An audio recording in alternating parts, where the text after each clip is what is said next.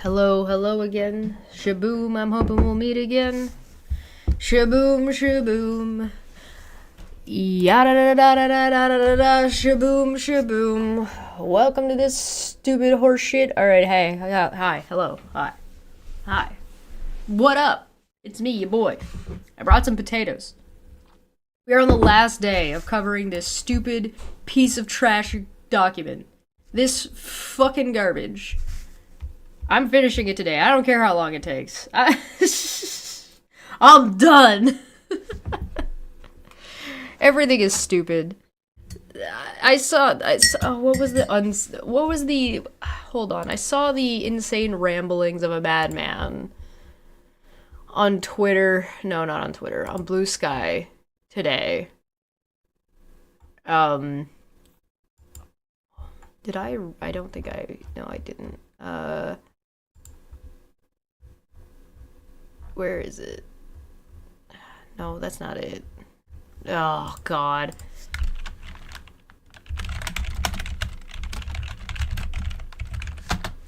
That's not the right. Can I look at this without it being... Yeah, so the insane ramblings of a madman. Welcome to Truth Social. I'm not allowed to look. Fair enough. His most recent... Later today, I'll be meeting with of all people, Jeffrey Goldberg, the editor of The Atlantic and the person responsible for many fictional stories about me, including the made-up hoax on suckers and losers, you know, what Donald Trump called military service members, and Signalgate.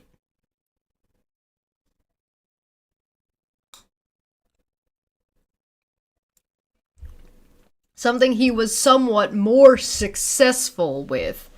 Jeffrey is bringing with him Michael Schur and Ashley Parker, not exactly pro-Trump writers either, to put it mildly. The story they are writing, they have told my representatives will be entitled, quote, "the most consequential president of this century."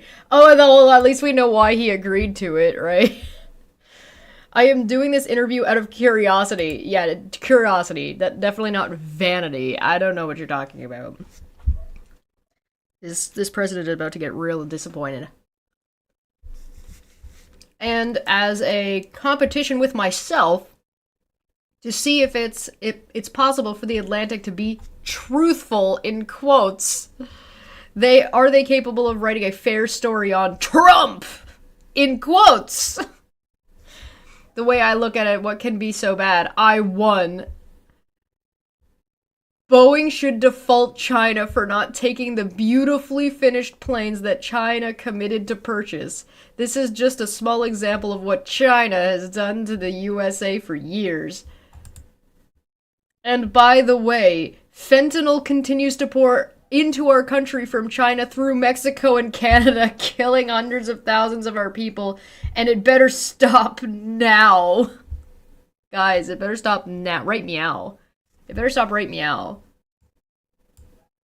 This is insanity.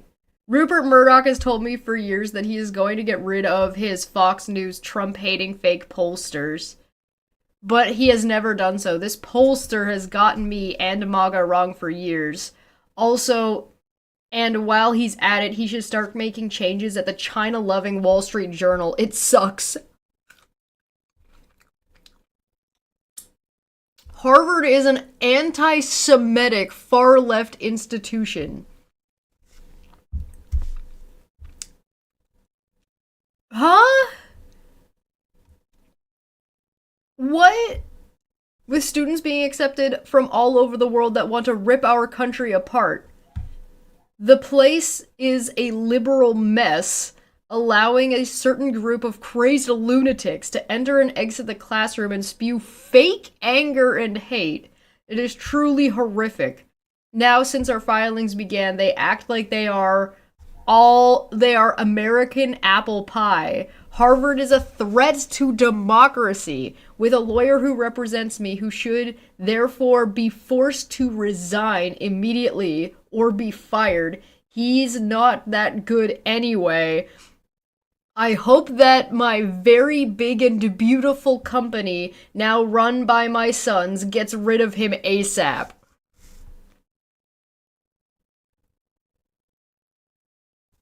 The southern border is now the strongest and safest in US history. It will remain so. I'm sorry, did you not just say that this was 5 hours ago? 2 hours later? All this stuff is fentanyl is coming in from Mexico! Ah! I am not happy with Russian strikes on Kiev. Not necessary and very bad timing. Vladimir, stop. 5,000 soldiers a week are dying. Let's get the peace deal done.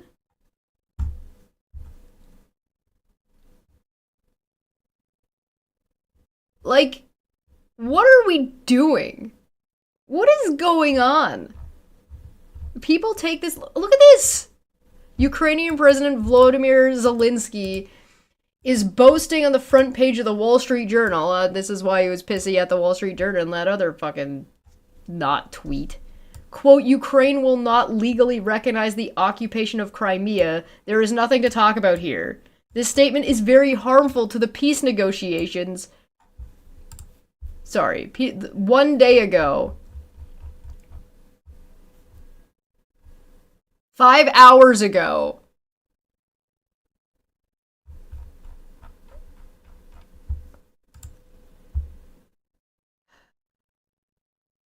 Peace negotiations with Russia in that Crimea was lost years ago under the auspice of President Barack Hussein Obama and is not even a point of discussion. Nobody is asking Zelensky to recognize Crimea as Russian territory. Lost years ago to Russia. No, nobody is asking Zelensky to recognize Crimea as Russian territory, but if he wants Crimea, why didn't they fight for it 11 years ago when it was handed over to Russia without a shot being fired? This man is unhinged. And like, this is just an obvious lie. You know what I mean? Like, there's a difference between when somebody like lies and tries to like fucking actually be sneaky about it, like trying to get away with a lie. This guy just says blatantly wrong, easily checkable shit.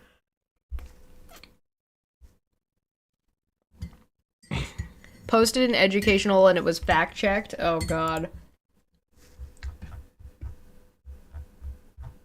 I like this one. This one's funny.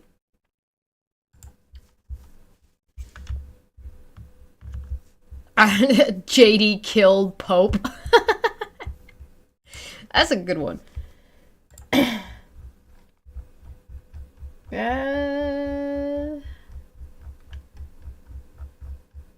This one.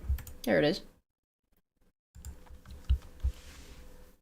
It's a bunch of fact checking. Yeah, it's very feline, yeah.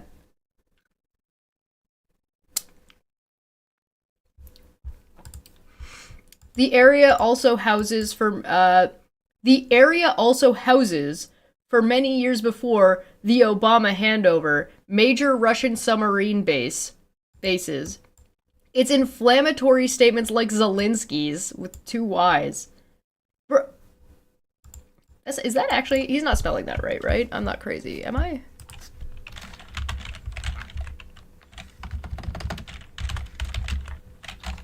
Oh no, it is 2 Y's. VOLODYMYR ZELENSKYY. Well, at least you're spelling his name right. It's better than he's done in the past. I'll give him that much. You mean you can't just build a military instantly? Well, especially after you agreed to de-nuke yourself with America, which is what Ukraine did. Go figure. Oh, goodness. It's inflammatory statements like Zelensky's that make it so difficult to settle this war. Huh? What? This is part of the war. The annexation of Crimea was one of the instigating, if not the major instigating incident. That's like saying, well, yeah, we would end the world war as long as you admit that Franz Ferdinand wasn't assassinated. Like what? Saying Franz Ferdinand was assassinated is inflammatory.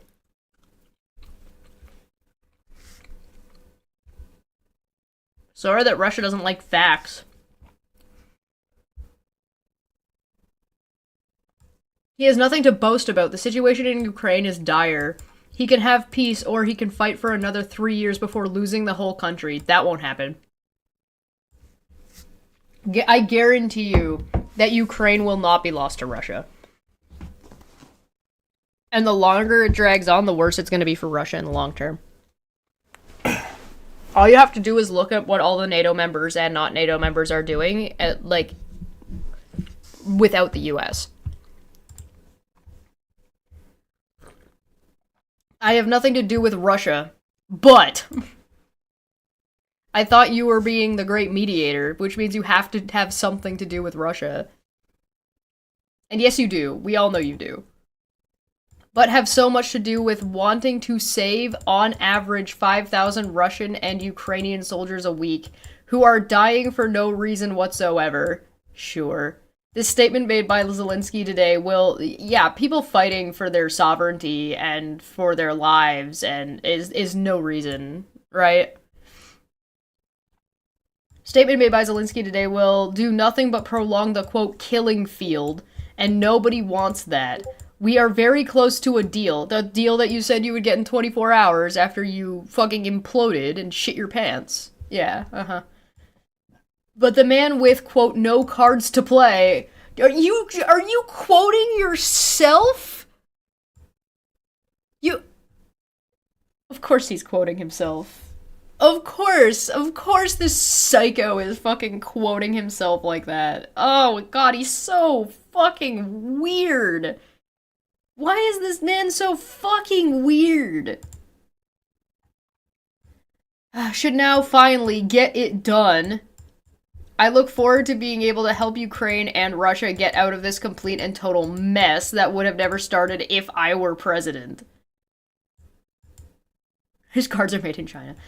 Okay, bro, 24 hours, there will be peace. Uh-huh. Sure. Sure, Donald. Sure. You fucking weirdo. Anyway, here's a fact check of it. I'm not gonna go through the fact check right now because, I mean, this is all fucked up. Misleading. UA Constitution explicitly prohibits ceding UA territory. Article 2 and 157, UA president effectively only reminded of this well-known basic fact. UA is Ukraine. Misleading. Large pro-Ukraine population remains in Crimea despite 11 years of occupation by Russia, as evident by systematic Russian efforts to suppress pro-Ukraine speech expression and activities there. False. The first fatal shot fired in Russia invasion of Ukraine, in fact, happened on the 18th of March 2014 in Crimea, when the first Ukraine soldier was killed by the invading Russian forces. False. 1. Not bases, plural. A single base, K825. 2. K825. 2. It was closed in 1993 and was a museum from 2003 until at least 2019, even under Russian occupation. False. Russia's stated goal is effectively a complete destruction of Ukraine's statehood, which is what makes it nearly impossible to settle this war. Manipulation. Russia made overall negative territorial gains since their retreat in April of 2022. Manipulation. The best way to save lives right now would be to increase military assistance in Ukraine. Which is what literally every other country is doing, by the way. Every other country that has participated has been increasing their forces and workload in Ukraine. That includes France, that includes the UK, that includes Canada, that includes Poland. Defending against an illegal aggressor to prevent war crimes experienced by Ukrainian people under Russian occupation is not dying for no reason whatsoever. And false, Donald Trump already was a US president in 2017 to 2021 when the illegal Russia invasion and occupation of Ukraine by Russia was already ongoing. He didn't say which 24... He didn't say 24 hours of which day.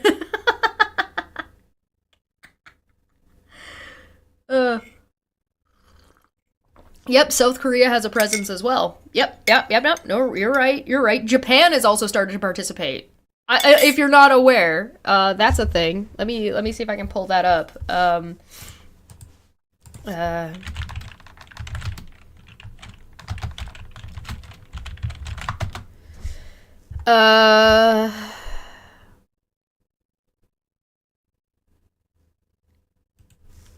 Here you go. Here's a CNN article.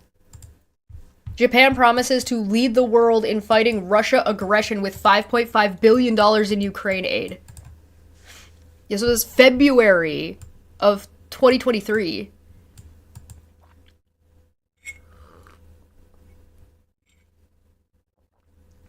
Japan has pledged $5.5 billion in humanitarian aid to Ukraine on Monday, nearly quadrupling the amount of money Tokyo has promised to Kyiv since Russia invaded its neighbor nearly a year ago.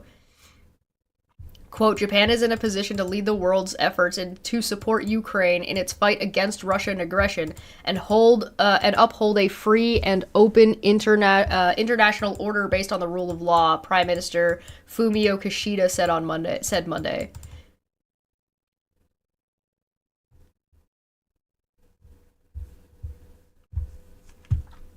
So in case anybody didn't know, Japan... This is a fucking shit show. This man is insane. Like, what is the Norwegian Prime Minister even doing going here?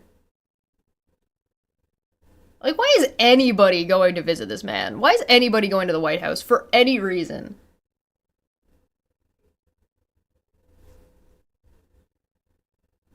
This is the best video. It's an amazing video. Are you gonna give all the world leaders a Tesla?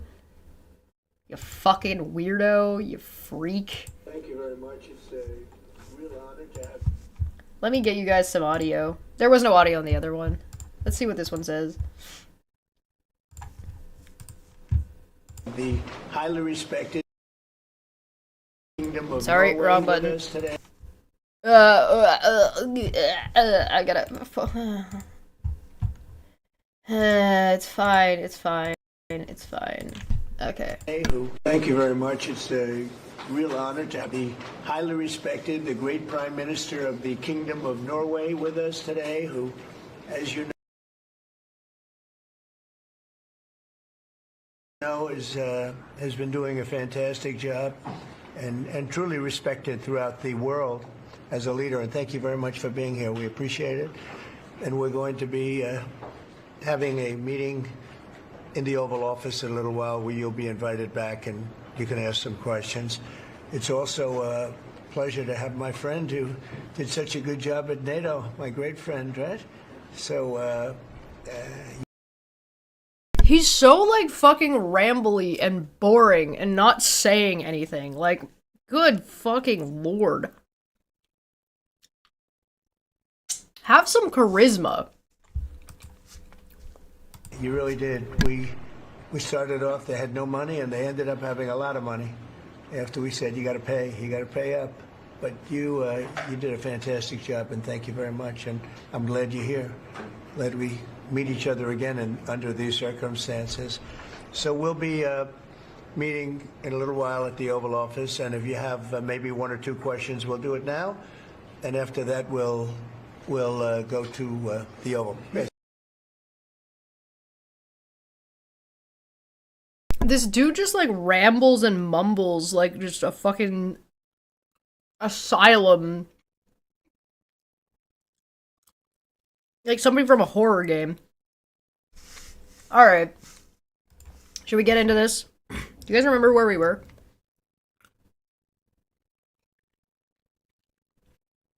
I am eating potatoes. He has charisma for the MAGA crowd. Yeah, but they're wrong about everything.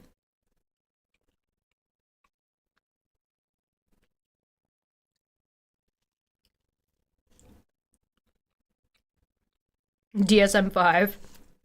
I mean, I'm probably not gonna read it on stream. That would be a bit extreme.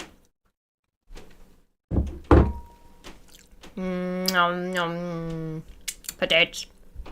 Alright, should we get started? Now that I'm done being a goblin.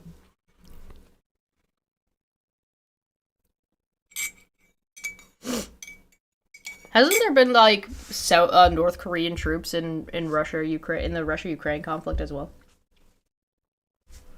Which, of course, Russia denies. Because they're lying liars who lie. Excuse me.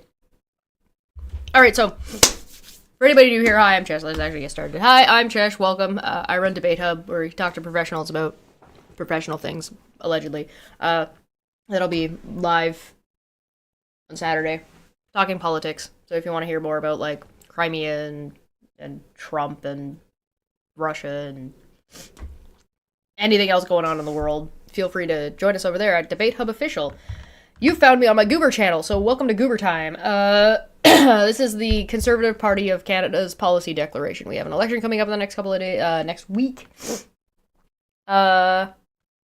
So we've been going through this. This was as amended by the delegates to the National Convention, September 9th, 2023. And I just think this is an important document to pay attention to because of a lot of reasons that I've explained before, and I don't want to go over it again. This is the finale. We're finally going to be done. I think we're on U. Fisheries, immigration, foreign affairs. I almost feel like I could skip all of foreign affairs. And you want to know why I feel like I could skip foreign affairs?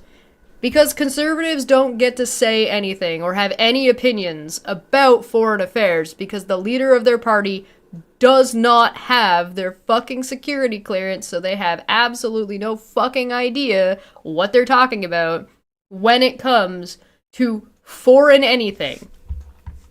It's really just that straightforward. It's really that simple. Like, but I guess I digress. Let's listen to their insane ramblings that are going to be based off of shit they pulled out of their ass. Because, again, they don't have this information because their fucking goddamn leader won't get their security clearance. Alright, human smuggling. The Conservative Party believes in.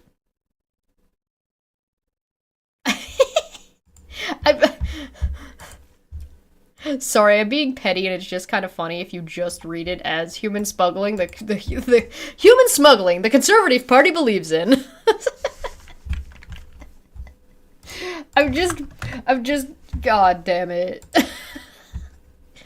1. Adopting a proactive approach to reducing human smuggling abroad through sanctions and legal interruptions of human smuggling intended for Canada, and promoting democratic and responsible government in areas of the world from which the refugees originate. Cool, how? By doing what? What are you gonna do?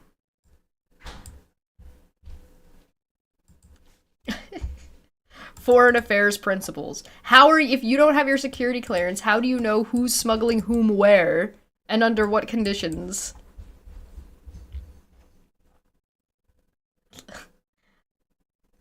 Rule 168. The human smuggling the Conservative Party believes in.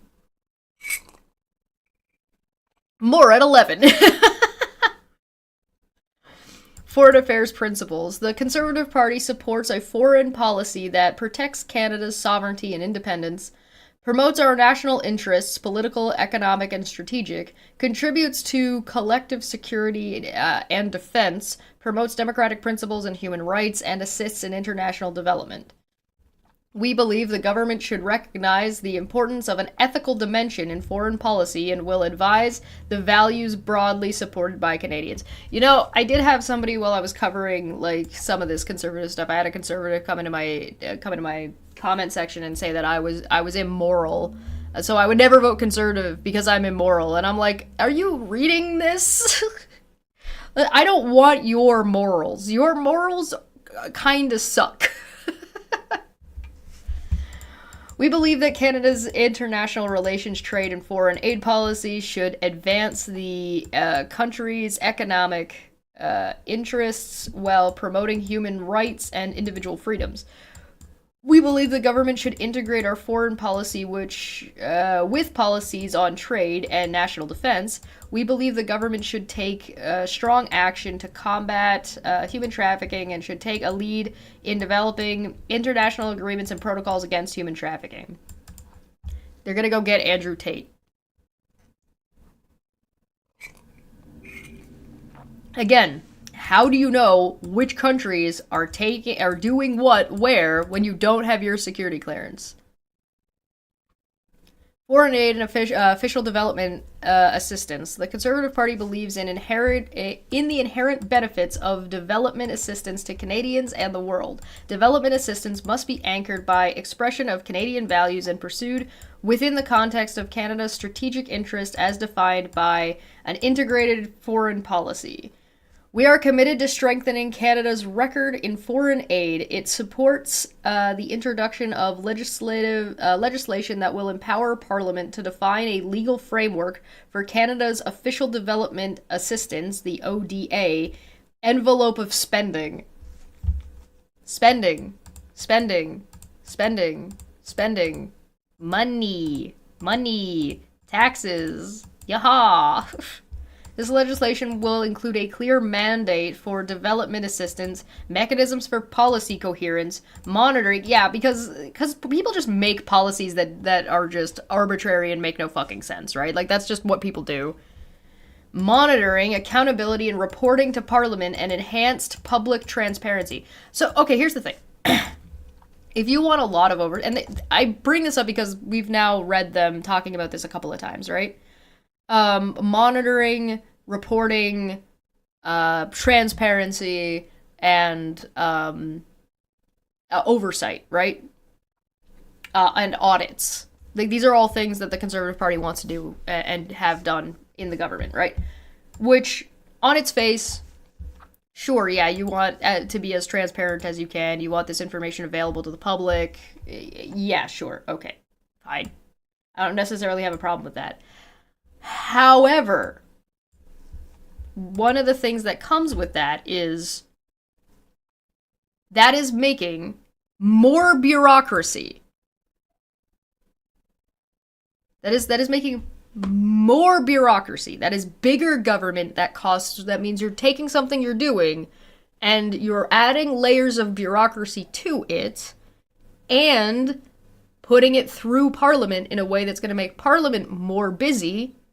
And it's going to cost more money because you're going to have to hire more people to push the paperwork, right? So if you're a conservative who wants to vote for small government, this is the opposite of small government. This is the opposite of efficiency. This is more bureaucracy. You have to hire people to do the monitoring. They're going to have to fill out forms. They're going to have to get those things approved. If you want to do reporting to Parliament.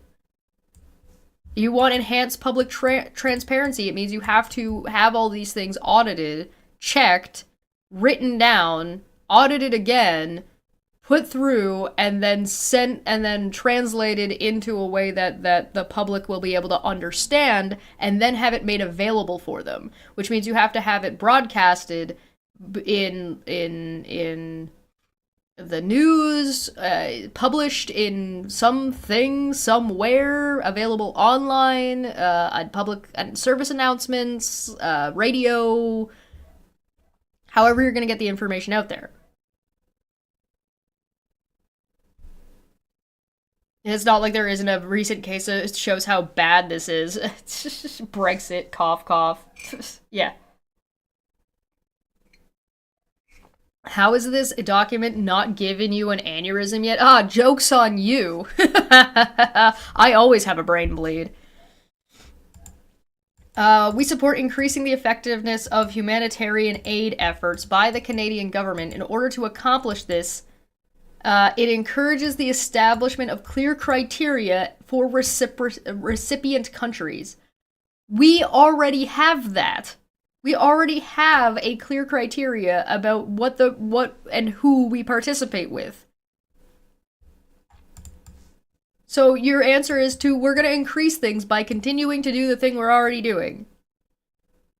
We believe the department responsible for foreign affairs should be authorized to monitor and report on the expenditure and implementation of all official development assistance dollars to ensure it meets the objectives of poverty reduction, respect for human rights, and good governance.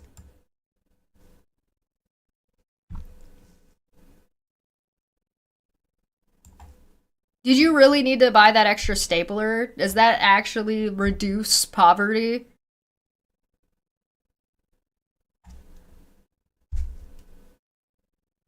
This is not less government. This is more government. This is like almost excessive overreach.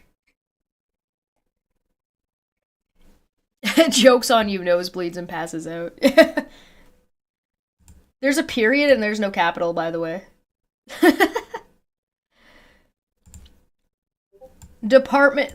It also, the sentence just starts with department responsible for foreign affairs should be responsible for publishing an annual report to the public to maintain public support for increases in ODA, enhance transparency, and increase accountability. We support measures to ensure that the ODA envelope of spending will increase in a steady and predictable manner, and in particular, the framework for increasing Canada's contribution to the developing world. I thought the Conservatives didn't want to spend money and their tax dollars in foreign places. Is that not what they've been talking about for, like, the last couple of years? That they don't want that? We believe that department responsible for foreign affairs. Who wrote this part? Why is this so bad? We believe that department responsible for foreign affairs must advise Canadian industry when and where it is committing aid dollars. This will ensure that Canadian businesses have the opportunity to bid on the tenders.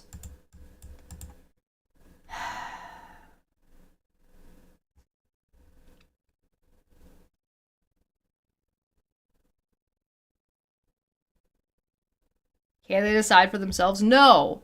No. Listen, we're back to the analogy of you're giving money to a GoFundMe and you want an accounting of every cent when the GoFundMe simply said housing expenses. Housing expenses can include food, water, electricity, bills, like a phone line, property tax, rent. It could, and then you're being like, yeah, but I need to know which pizza you bought so that way I can retroactively find out that there was a deal on pizza somewhere else and you should have bought that instead.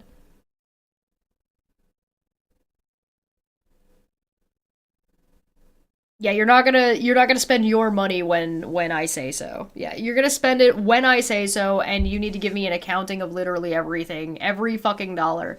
Again, so one of the things that, like, one of the reasons why Canadian aid is considered like some of the best in the world is because we listen to the people who need the aid.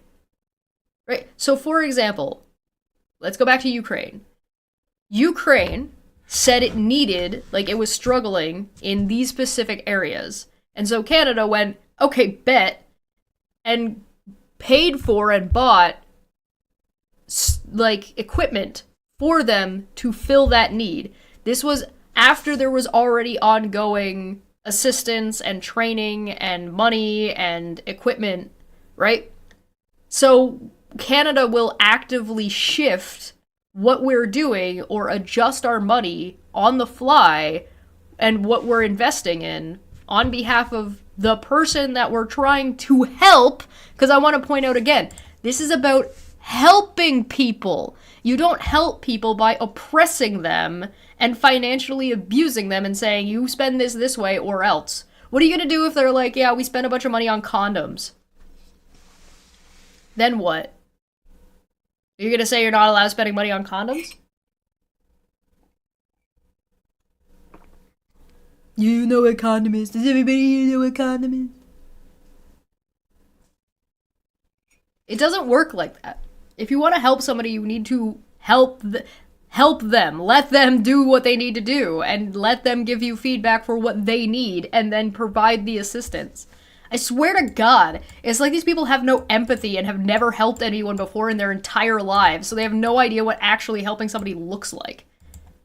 Helping people sounds like communism, right? Empathy, woke as fuck. Parliamentary role in foreign affairs. The Conservative Party believes that Parliament must be responsible for exercising effective oversight over the conduct of Canadian foreign policy and the commitment of Canadian forces in foreign operations.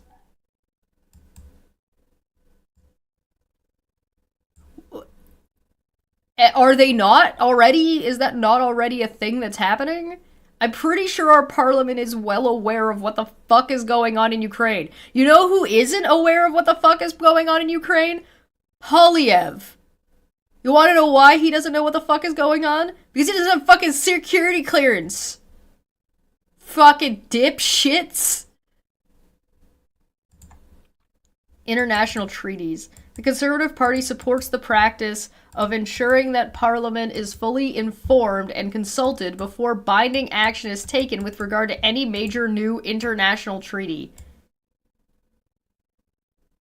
The provinces should also be fully consulted if such treaties have direct effect on authority and finances of provinces in their areas of responsibility.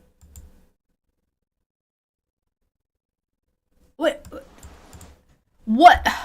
How would authority? Sorry guys, we made a deal with Japan and now Japan is in charge of Alberta. Sorry guys. What the fuck? Good God, this is so stupid. Safe third country agreement. The Conservative Party believes in stopping all illegal entries to Canada. Okay, well, you're never going to stop all illegal entries to Canada. But if you wanted to have a major impact on illegal entries through Canada, you would have to secure our southern border and block Americans. Because the majority of illegal entries into Canada are coming from America.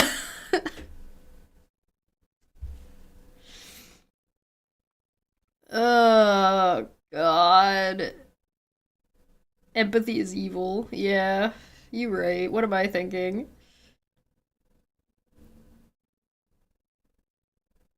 Yeah, opening pathways for legal entry is how you get less illegal entry. It's just like making drugs less illegal. It automatically makes there be less drug crime. Because you just made it not a crime anymore. It's kind of like what they tried to do with COVID. If we stop counting it, then there's not as much COVID.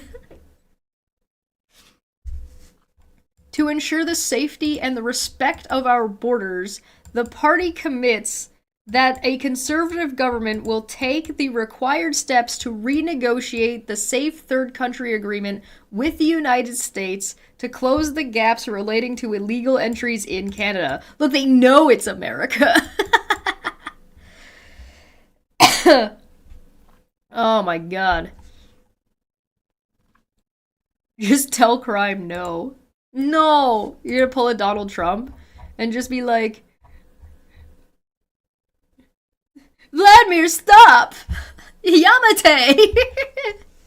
No, Vladimir, dono Yamate! Yeah, mate, mate, mate!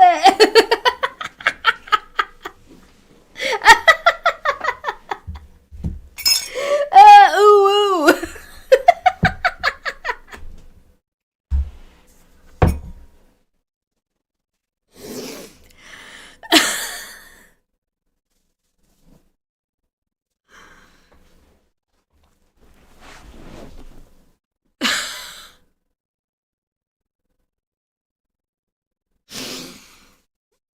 Ugh.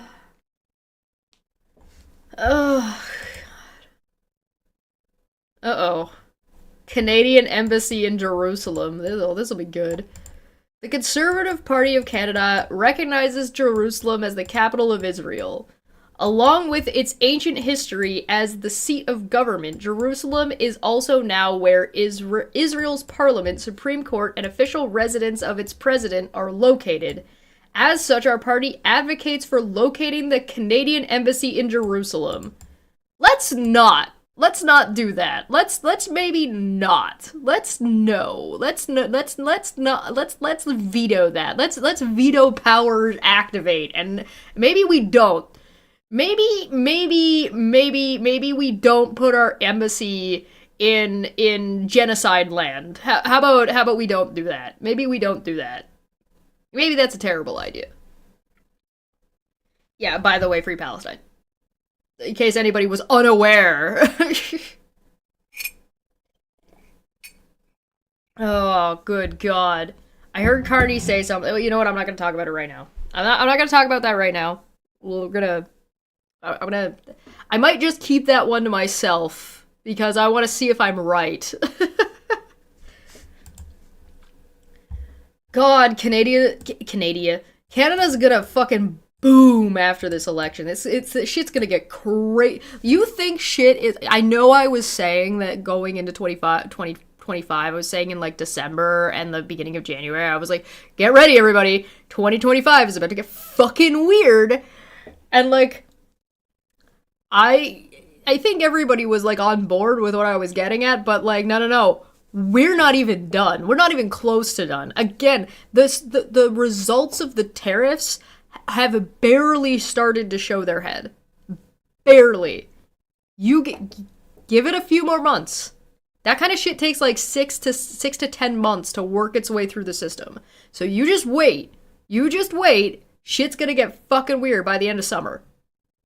And especially like this timing on this election in Canada was like great and bad, right? It's unfortunate that it was 2025, right? However, calling it early was a good call. It's already affecting Nintendo. Yeah. There are some things that are going to be faster than others. A lot of electronics got hit really hard, really fast. There are, but I'm more talking like crops.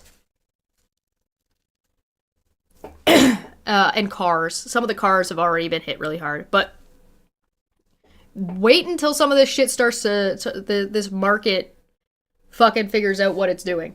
Because that shit is gonna get fucking wacky fucking real fast. Liberals win and the right gets even weirder too. Oh, you know what? You're probably right. It could go one of two ways. Either if Polyev loses this election, I think that he's probably done. Like, I think his political career is over. Like, I don't think he survives this.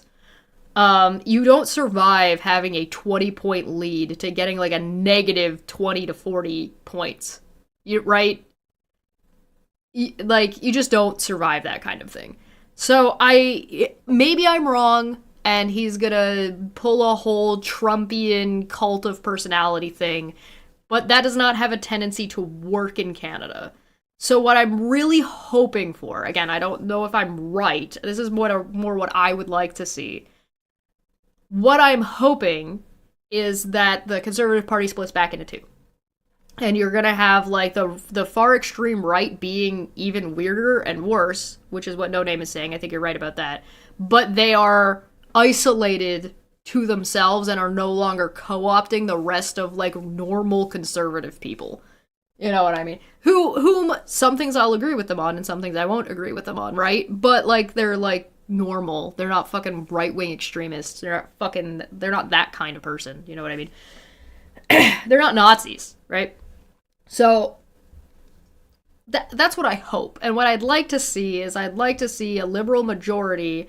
Then I would like to see the Conservative Party split back into two. I would like to see the NDP bounce back after this election and take the minority, and then after that take the majority. And then and then they take the minority government. So I want them in the opposition next time, and then I want them in a minority government with the Liberal Party after that. That's way out in the future, though. I don't know if that's what's going to happen. That's what I would like to see, provided the NDP gets their shit together, right? Like, provided the NDP actually gets their shit together. If they don't get their shit together, they don't deserve it. So fuck them. In that regard, I would rather see the Green Party go more socialist and actually have a socialist party in Canada again. That would be nice. Anyway, we don't do this. We don't do that here. We don't do that here. Restore the Office of Religious Freedom. We believe that the government of Canada should re-establish the Office of Religious Freedom in order to promote the universal right of religious freedom internationally and to advocate for persecuted religious minorities around the world. Maybe the government just stays out of religion. Maybe it just doesn't. Maybe I don't. Maybe I'm not really on board with that. Yeah, internationally. So this is gonna take some. Let me. Please allow me to deviate here for one moment.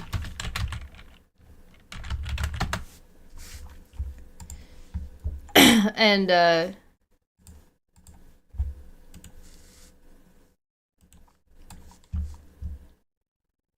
this was an evaluation done on the Office of Religious Freedom.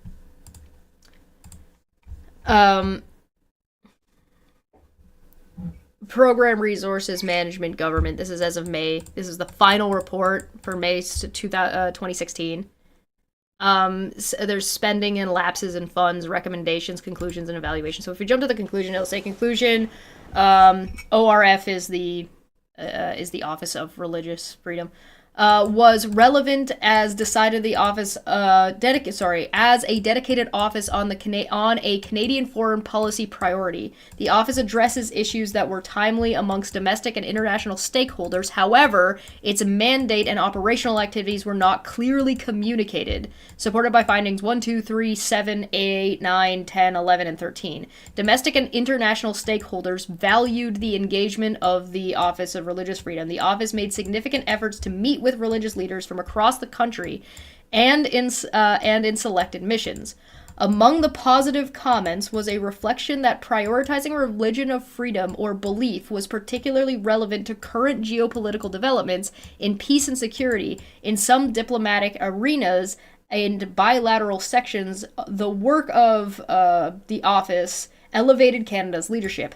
However, after the initial launch, some GAC officers and stakeholders reflected that they lacked regular communication and that the information ORF provided, both inside and outside the department, was inadequate. They were not satisfied with their current knowledge regarding how ORF was operationalizing its mandate, nor were they clear on how and who was engaged domestically or internationally. This led to unnecessary speculation and inaccurate misconceptions of the office. Conclusion 2. The mandate and results framework of ORF and RFF were aligned with departmental strategic objectives, specifically to support Canada's Canada's international agenda. Its current location in IFM gave ORF the potential to create synergies, including with current GAC funding programs, supported by findings 4, 6, and 13. The corporate alignment of ORF was a logical fit in GAC under the ADM for international security and political affairs. ORF had the potential to reach out to relevant security issues, countering violent extremism, as well as broader political networks inside GAC. The location allowed ORF to lead, support, and inform on freedom of religion or belief across all issues relevant to the department.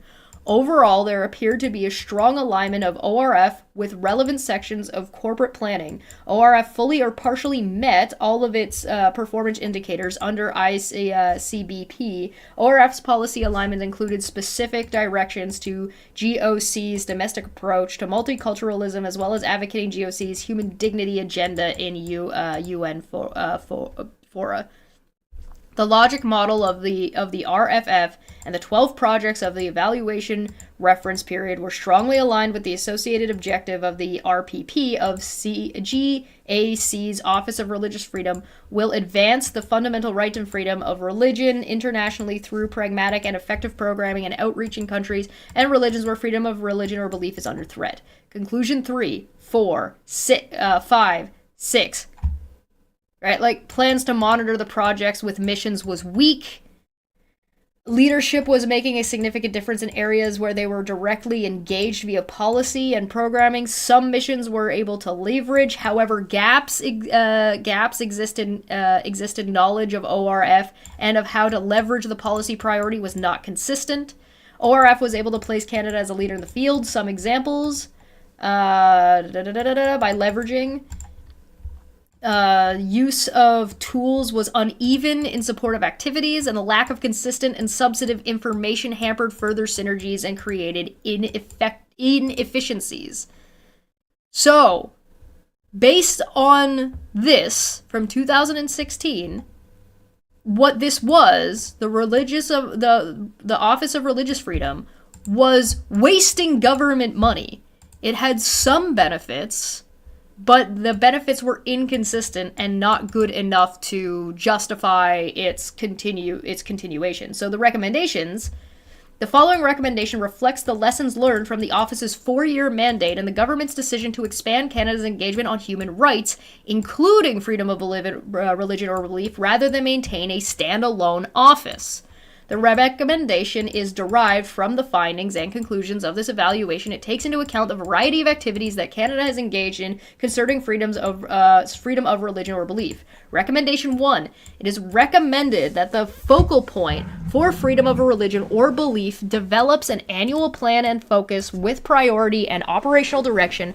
Further, that this plan is the subsequent activities, travel reports, and results are consistently and transparently shared in a manner that global affairs and OGDs in management and working level are informed and in a better position to advocate for their relevant contexts.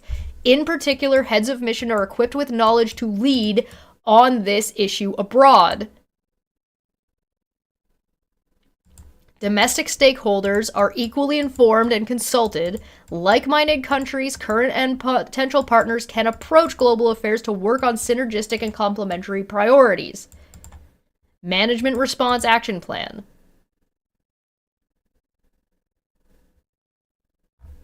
And then here's like a bunch of fucking shit to do. Do this, do this, do this, do this. So at the end of the day, what you had was a system that was somewhat effective.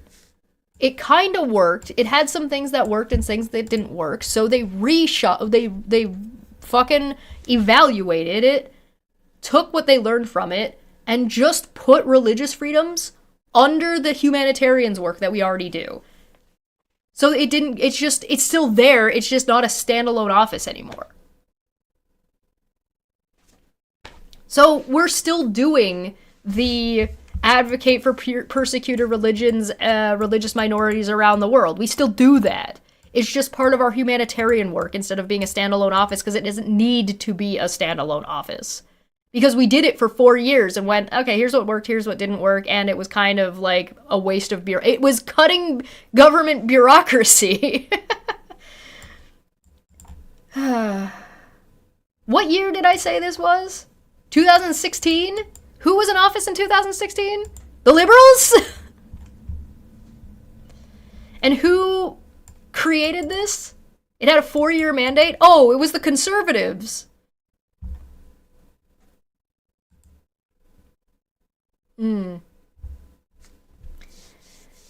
Kanzuk Treaty. C-A-N-Z UK Treaty.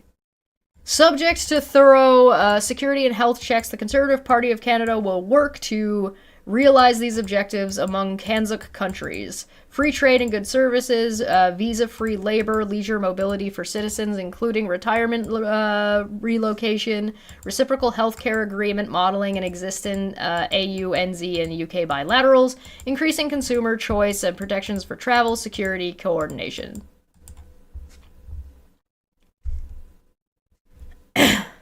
The Kanzuk Treaty is agreeing that Mark Zuckerberg should be put inside a can and sealed for all of time, like an Eldritch Evil. Like he's fucking Rita Repulsa. Launch him to the moon in a garbage can.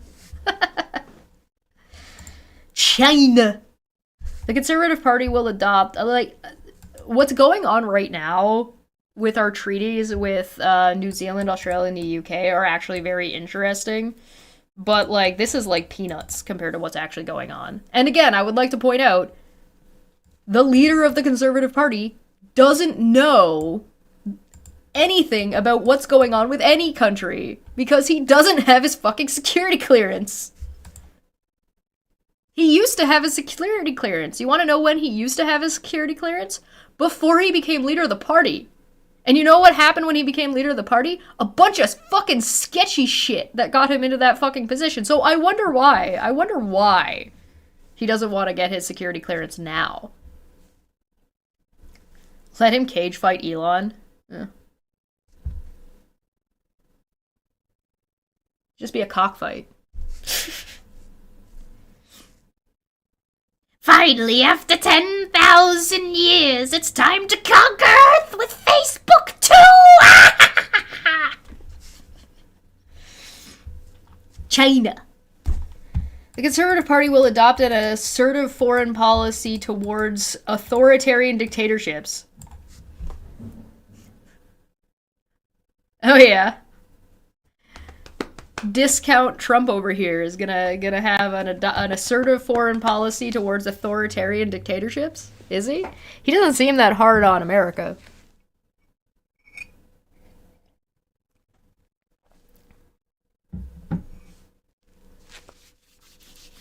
Including the Chinese Communist Party, focused on upholding Canada's values respecting human rights and democratic principles. We will expand trade and military alliances in Asia and strengthen our relationship with like-minded democracies to counteract Chinese government aggression. To combat China's adversarial behavior, the Conservative Party will cease Chinese military cooperation. I don't know if that's a good idea. And not in the year of our Lord 2025. Deny China's participation at sensitive Canadian research facilities, ban Chinese government-aligned entities' ownership in Canadian companies or sale/purchase of sensitive technologies, advocate China's removal from WTO until equitable economic reforms are implemented.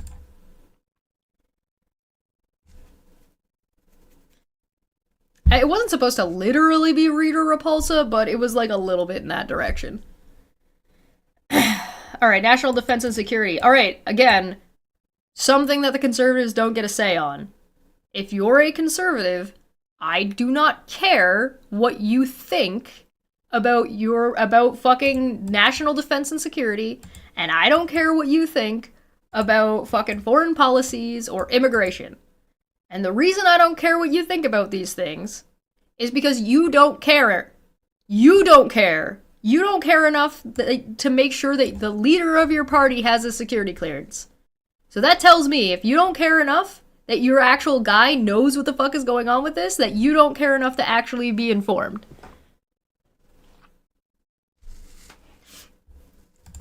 National defense and security. Canada First defense strategy. Oh god, Canada First, take a drink.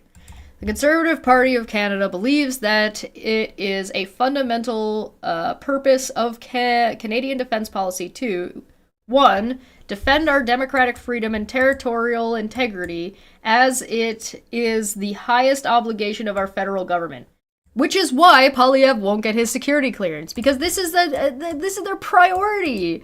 This is their highest obligation to defend democratic freedom and territorial integrity by not knowing what the fuck foreign affairs and security and defense are going on, by not getting their security clearance. That was pretty close, almost spot on. Well, thank you. It's been a while since I listened to what Rita sounds like. If I listen to her, I might be able to do a little bit better. 2. Preserve our current obligations regionally and internationally. 3. Join forces with our allies when in Canada's best interest to defend the rights and freedoms of peoples throughout the world. When it's... I don't mean to be the bearer of bad news, conservatives, but it is always in Canada's best interest to defend the rights and freedoms of peoples around the world. Always. It is always in our best interest to do that.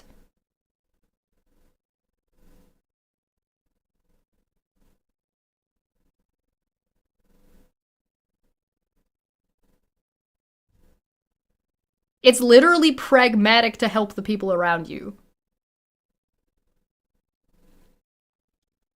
To even suggest that we shouldn't, if it's not, if some random fucking conservatives think that they think it's like, yeah, but what's in it for us? Yeah, that's not how that works.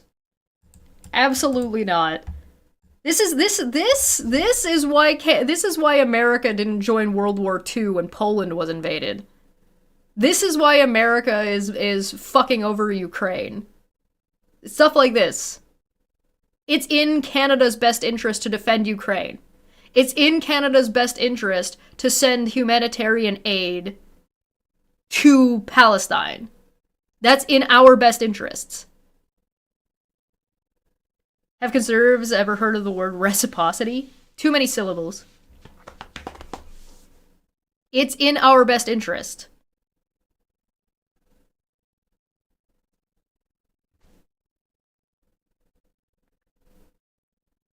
You do know it was Canada's boat that pissed China off by just driving right through that channel between between Taiwan and China, right? That was Canada. There's, you know, I was talking to Low Energy Vids about this after stream. Hopefully, he doesn't mind me sharing a little bit. I'll wait 1 second so he can stop me if he doesn't want me to share.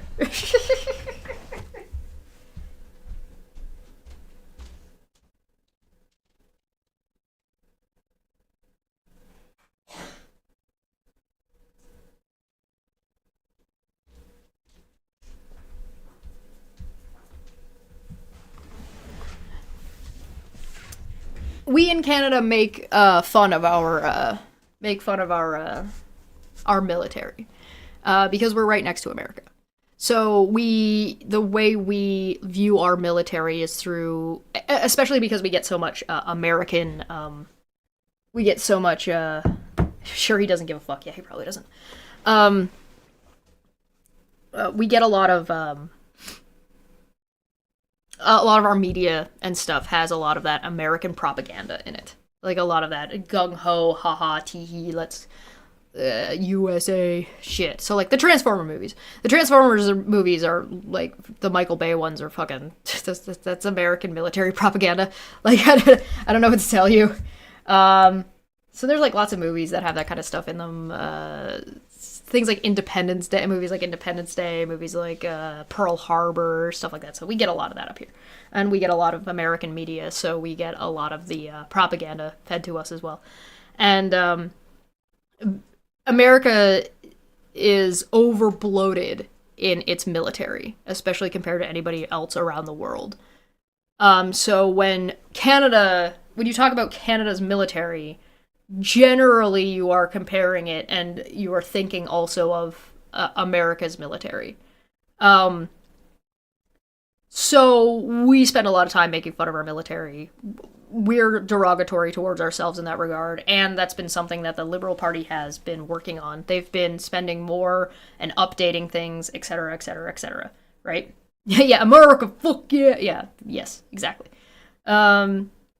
So if you take America out of the equation and look at Canada's military, it's nothing to sneeze at. Our military is actually very good, very efficient.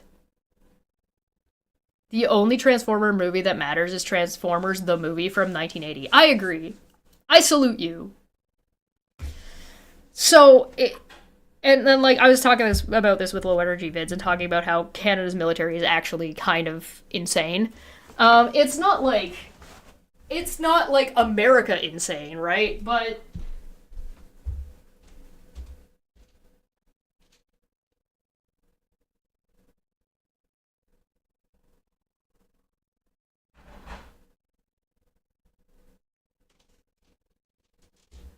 if you look at what the Canadian military has accomplished over the years, and if you look at any of like the Canadian military's accomplishments throughout history and what we've actually done and what we've participated in and whether or not we were effective, we're fantastic.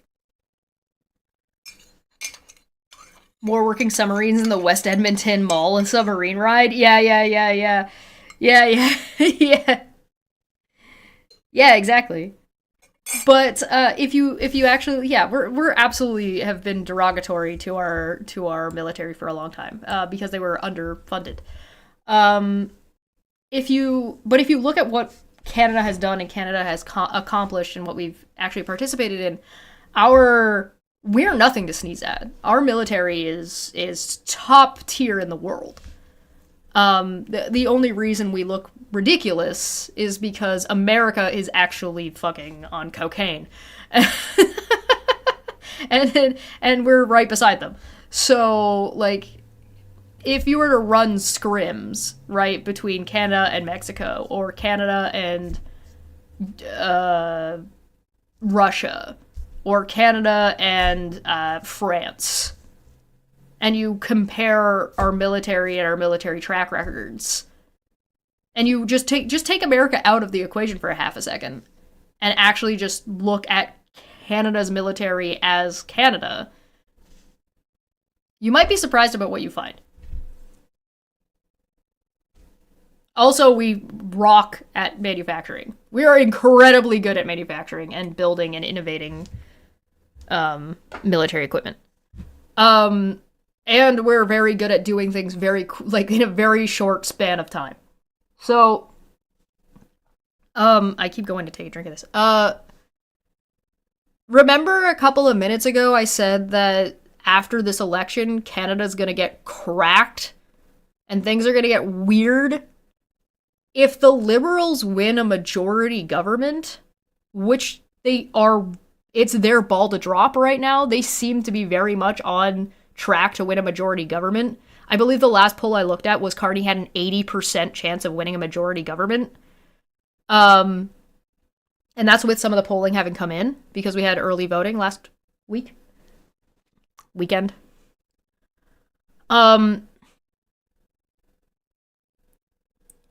If what I think the direction happens, which is what I think the direction is going to be, the military-industrial complex in America has been kneecapped.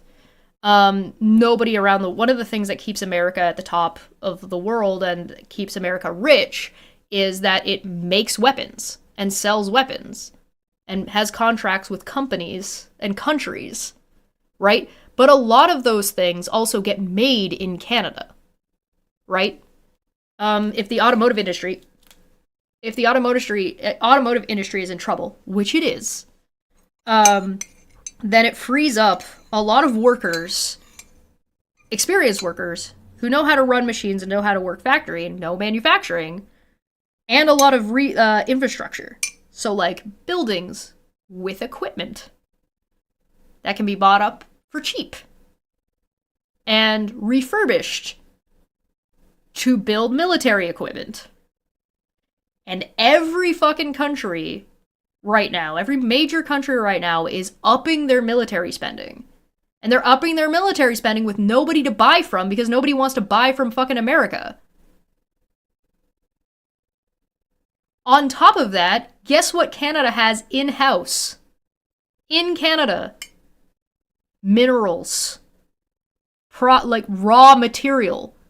The raw material used to make all of this shit.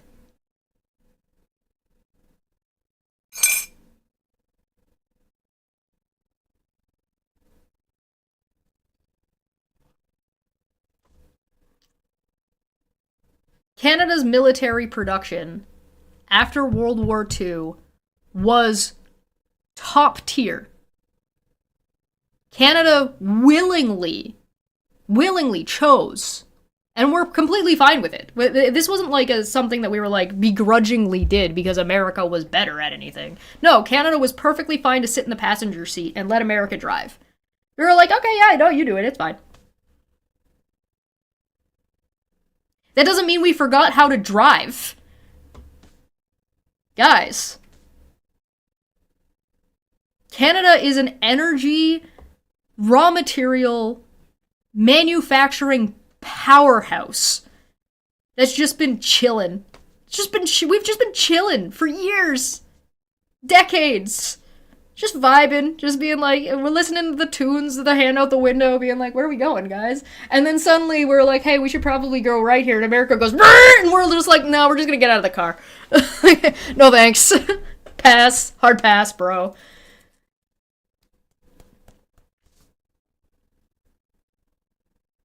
And it's not like there aren't active wars happening right now where people are going to want to buy materials. And it doesn't mean that, like, do not be surprised if America goes to war.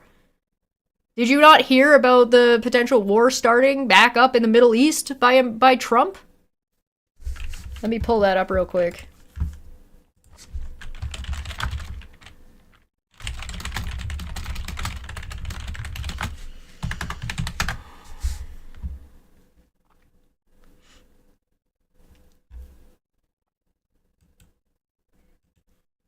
Da, da, da, da. Let me see if I can find it.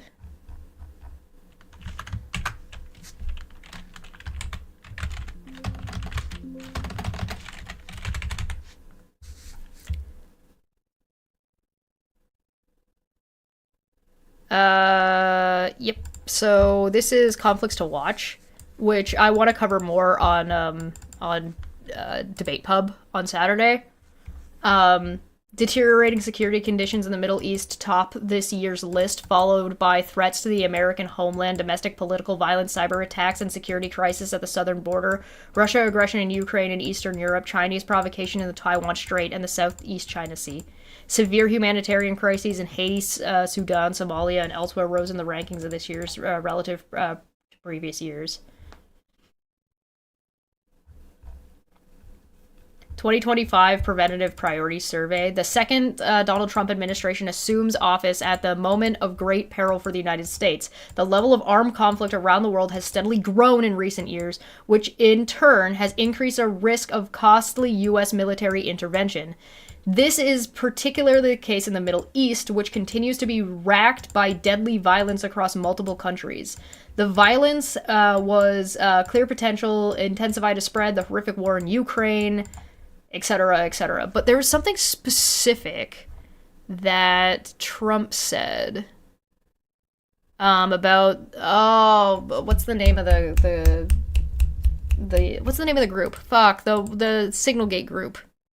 That they were Houthis.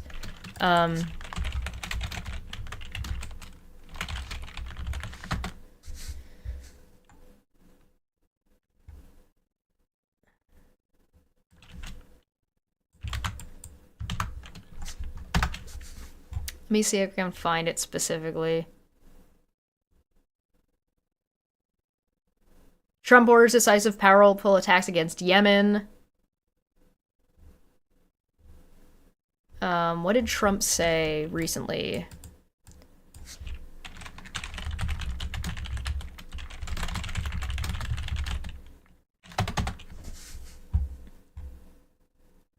Yeah, here's a video. 27 minutes long. I don't want to pull up 27 minutes long. Oh, is Iran. So here's The Guardian. Trump was the candidate of peace. Now he's fanning the flames of war. The U.S. is bombing Houthi rebels and supporting Netanyahu's campaign as it sleepwalks into new conflicts. Throughout the last presidential campaign, Donald Trump portrayed himself as a candidate who would bring peace to an unstable world. He promised to use his deal-making experience to negotiate an end to Russia's invasion of Ukraine and Israel's war on Gaza, among other conflicts.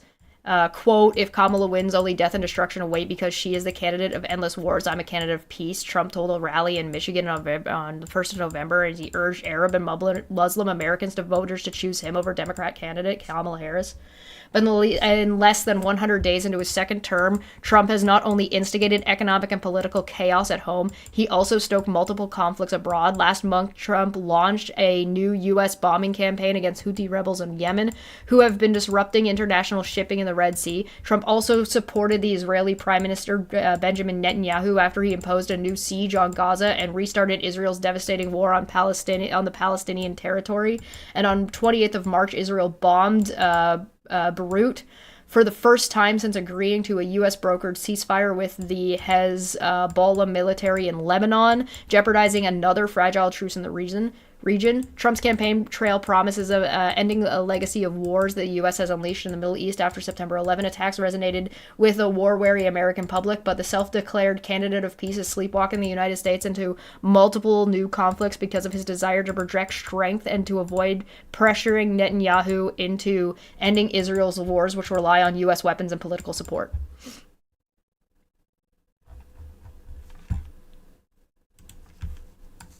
That was April 10th that this article was from. Here's one from March 18th, and it was updated a month ago, which is March. Trump vows to hold Iran responsible for Houthis' attacks.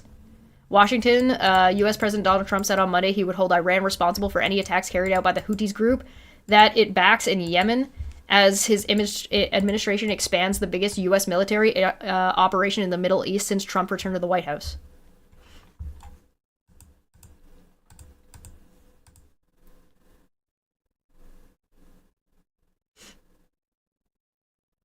Friendship die, true love lies, night will fall, the dark will rise. Yeah. Canadian man goes out to war. Demons run, but they count the cost. The battle's won, but Chesh is lost. Yeah, please. Canada has been in the gym doing solid burpees and working their cardio, while America have been roid raging in the middle, shouting, "Do you even lift, brah?" Ah.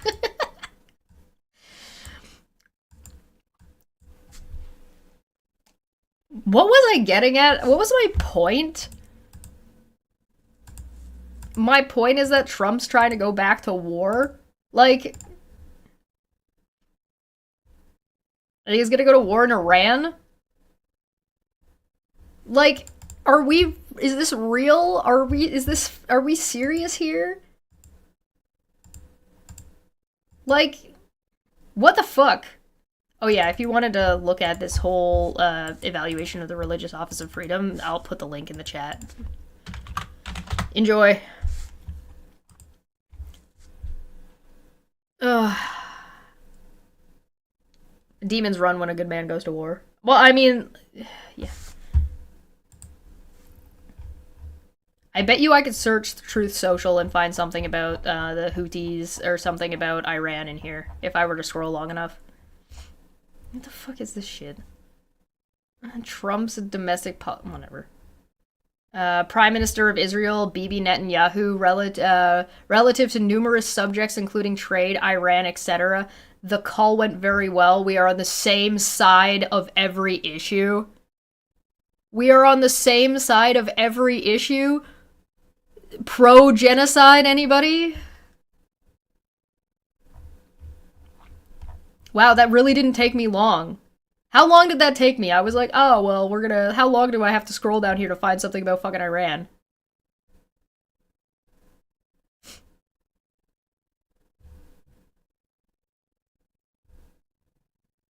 I'm doing what I was elected to do. Oh yeah, are ya? Crashing the economy is what you were elected to do?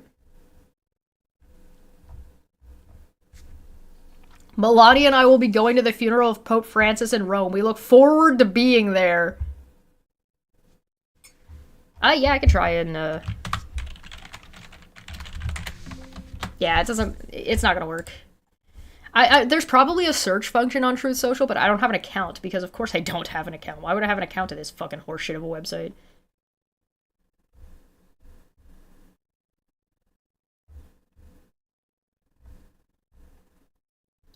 Non-tariff cheating. What? Huh? What? The insane... Since our announcement of Liberation Day, many world leaders and business executives have come to be asking me for relief from tariffs. It's good to see that the world knows we are serious, because we are. You're a fucking lunatic, dude. You're an absolute fucking lunatic. This is what it looks like when you have a ton of power and no control. That's what this is. This is somebody who has zero control over anything going on in their fucking life, over anything going on in their whole fucking head, and they're just fucking, and they have all this power and have no idea what to do with it. Trump has no vision for the country. Trump has no vision, no passion, no drive, no ambition. He's just doesn't know what he's doing. He's flailing. He could have done nothing and America would be in a better fucking position. My unfinished journey for 2 says Hail Nero Chesh and the hoop ties.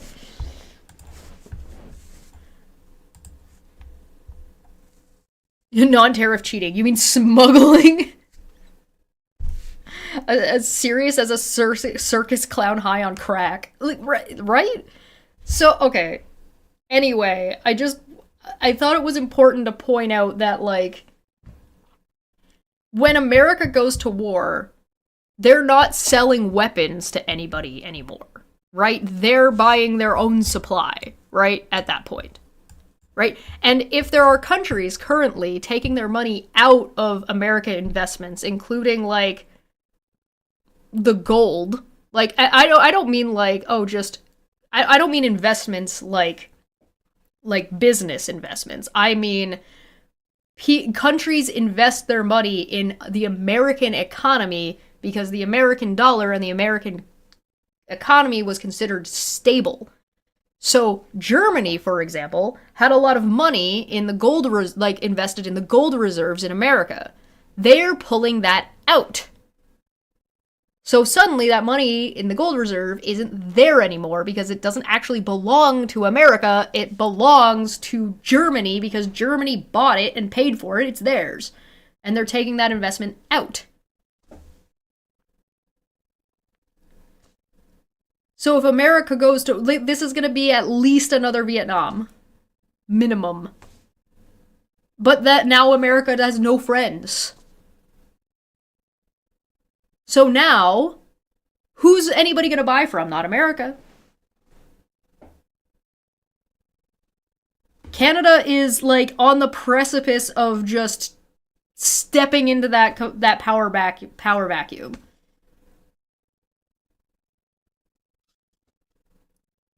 Make Canada great.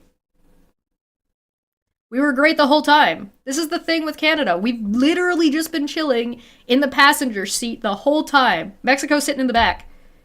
And America's been driving. And Canada's been fine with it. Canada's like, yeah, whatever. It's cool. This is fine. And then it's not fine. And so we're like, okay, well, this isn't fine anymore. So we're gonna take this car and go the other way. And we're taking Mexico with us. We get Mexico in the divorce. Or we also get Denmark and Greenland. Like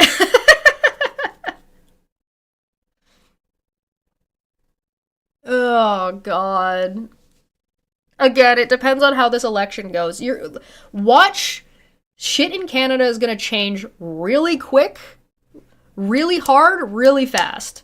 Stronger, better, faster, harder. And it's going to happen faster than you can shake a stick at. I assure you, it's going to be faster than you expect. If the Liberals get a majority government, it's going to go excessively fast. If they get a minority government, it will move a little bit slower, but it will likely still continue. If the Conservatives win, we're going down, man. We're going down with a ship. So, and I mean I think that's the vibe that most, if you ask most Canadians, they'll be like, yeah.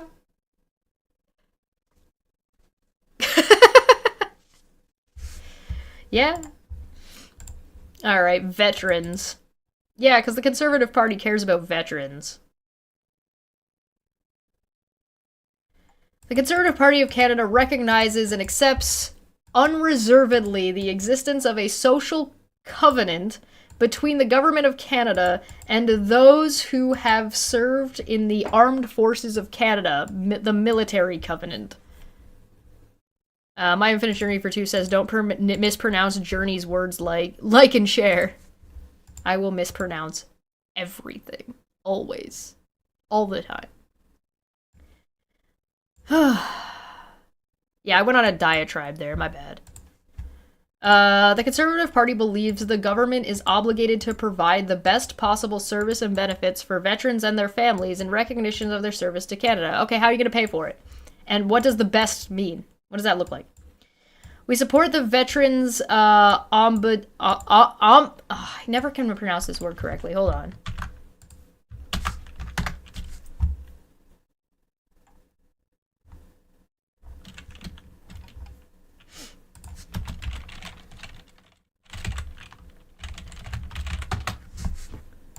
Ombudsman. Ombudsman. Ombudsman. I can never pronounce that. Ombudsman. I don't... We are also committed to keeping the memory of Canadian veterans' achievements and sacrifices alive through promotion of public awareness and memorials. Oh, you mean like the memorials that were desecrated and vandalized during the Conservative convoy of truckers that Polyev was handing out fucking donuts and coffee to, that had fuck Trudeau flags and swastikas and pro-Polyev merch? The ones that he said out loud that he supported, those truckers? The ones that were vandalizing memorials to Canadian soldiers, those ones? Or did you know? Does Polyev just not agree with this? Again, this was written in 2023. The truckers were happening through COVID. Let me get the date. Let me get the exact date.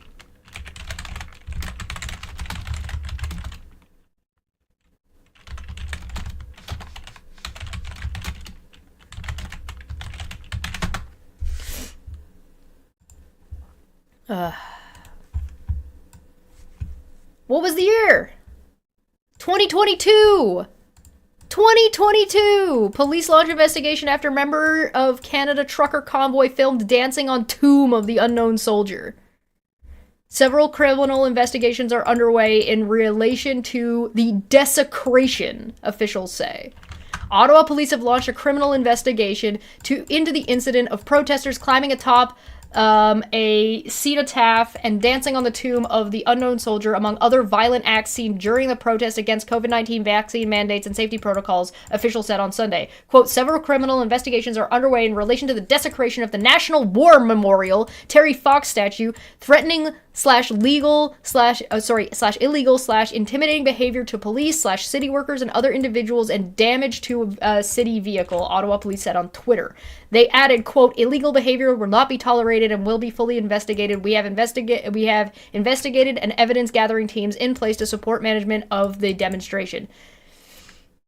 The police will not be taking reports through social media, asking for incidents to be directly reported to them. New videos on social media show protesters from the Freedom Convoy on Saturday at Parliament Hill and nearby areas damaging the war memorial, the National War Memorial in the demonstration. One protester was seen jumping on the tomb of the unknown soldier, yelling freedom as he was being filmed.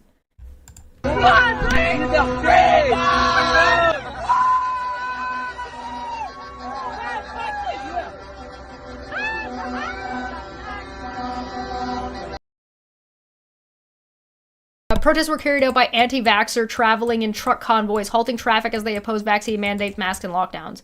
Another photo from the protest showed the statue of Terry Fox, a national figure draped in an upside-down Canadian flag and sign reading "Mandate Freedom." A historical figure in Canada, Fox lost a leg to bone cancer in his early years and then launched a fundraising trek across Canada in 1980. The vandalism came to light on Saturday and was condemned by Canada's Chief of Defence Staff, who said that he was sickened to see the protesters act.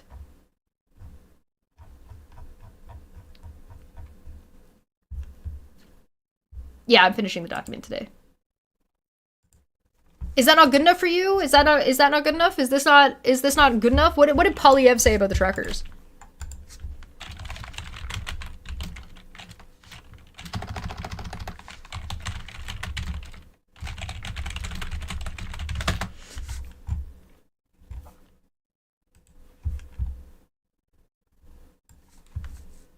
Conservatives hitch their wagons to the convoy protest without knowing where it's going. The protest is unpredictable, its goals are uncertain, the nation is watching. As the convoy rolled into Ottawa on Friday, Pierre Poilievre stood on the highway overpass to film a promotional video, speaking directly to the camera with trucks honking behind him. Poilievre proposed an expansive view of the convoy that went well beyond the normal goal, the nominal goal of protesting the vaccine mandate for cross-border truckers. The protest, Poilievre said, quote, was not just for the truckers, but for the 60% of Canadians who say they won't, that they worry they can't afford food. It's for the 60-year-old small businessman who spent his entire adult life building up an enterprise and watching it wiped out. The depressed 14-year-old who was being locked out of school, and the families that can't take it anymore. Yeah, the depressed 14-year-old who wants to go to high school. Like, yeah, yeah, that's a 14-year-old. In Poilievre telling the convoy representatives, the people who wanted to stand and speak for their freedoms, and all those in our government, that our government and our media have insulted and left behind. Freedom, not fear, concluded. Truckers, not Trudeau. It is possible to express support for our truckers while acknowledging that there are people who are, in many cases, might not even be part of the official protest, who have different and unacceptable views. But we don't believe in guilt by association. We believe in supporting the peaceful protest by legitimate truckers who simply want to protect their livelihoods. We can simultaneously do that while denouncing anyone who promotes extremism.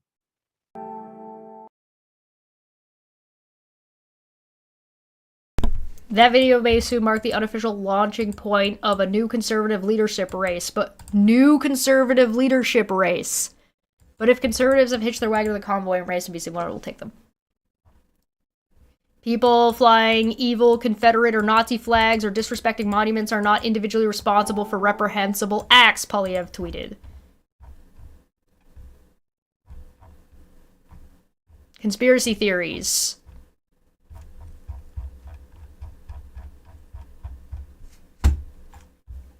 Duh. Yeah, that sounds like you're fucking in 2023, after these protests took place, after this shit. Yeah. You care? Do you now? We support the Veterans Bill of Rights to ensure that all disputes involving veterans are treated quickly, fairly, and with the presumption in favor of the rights of the veteran.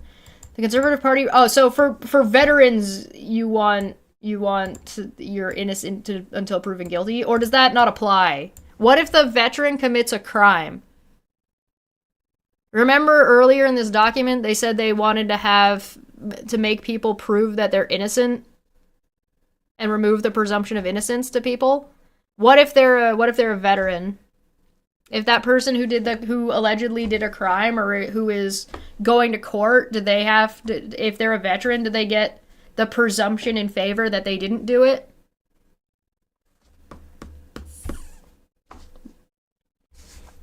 The Conservative Party regards this as an important component of the national commitment to treating our veterans with respect. We support instituting a standard of delivery of service provided to veterans, including clear time commitments, i.e. reviews, payments, and services, and the like. How are you going to pay for it? You cut everything. You cut all the grants, you cut all the funding, you cut all the taxes. How are you going to pay for it? We will take steps to reduce the excessive wait times veterans can face in having their disability claims processed, and going forward to ensure these wait times meet or exceed the service standard of 16 weeks. We support the continued reform of the Veterans Review and Appeal Board so it can more effectively respond to wishes of veterans. To this end, we will work to increase the number of military peers on that board. So, more people, you want to hire more people. We will continue to ensure veterans have the benefit and services they deserve after a lifetime of dedication to their country. We are committed to ensuring the veterans of Canada's wars and peacekeeping operations receive their veterans' benefits and health care in a timely fashion. We are committed. How are you going to do this? Now you're talking about Medicare. Because these people want to take out fucking... They want to get rid of public health care. They want to privatize it. So if you privatize it, how are you going to ensure this for veterans? Or does only veterans get public health care? We are committed to ensuring that Canada's Veterans Hospital and various veterans wings in regular hospitals are in top working order. We recognize the importance of supporting veterans and their families in the difficult challenge of reintegrating into life after challenging periods of service. Accordingly, we are committed to making Canada an international leader in the diagnosis, treatment, and research of any mentally or physical stress caused by military service. Unless you're a woman or you're LGBTQ. We could... When Polyev thinks of military, he only thinks of men. I guarantee it. We would examine measures to ensure that national military treasures and are retained in Canada as part of our Canadian heritage, and that the government purchase military artifacts of particular importance in private possession where feasible to do so. So they want to spend more money. Where are you getting the money to do this? Any of these things. How are you paying for any of this? And how do you know that making a purchase like that is safe and secure? Because you don't. Because you don't have your fucking security clearance. Compensation of Indigenous veterans who lost Indian status following service. In recognition of the service of Indigenous veterans, a Conservative government will provide due compensation to Indigenous veterans. You're gonna throw money at them. Including their spouses, widows, dependents, or estates, who lost Indian status following their return from service overseas. Compensation will take into consideration benefits and settlements to which they are entitled, whatever those might be.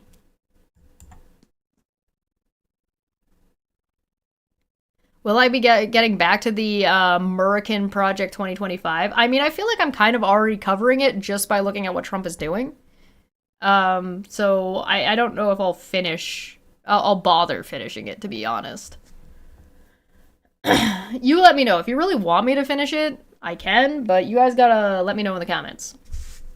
Security. The Conservative Party believes that Canada has a direct interest in a more stable and secure world. Our government must be positioned to deal with complex international security issues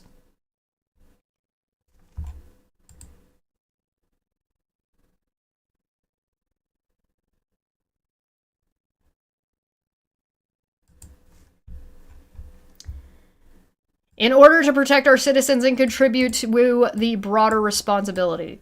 All right, say it with me, everybody. You don't have your security clearance.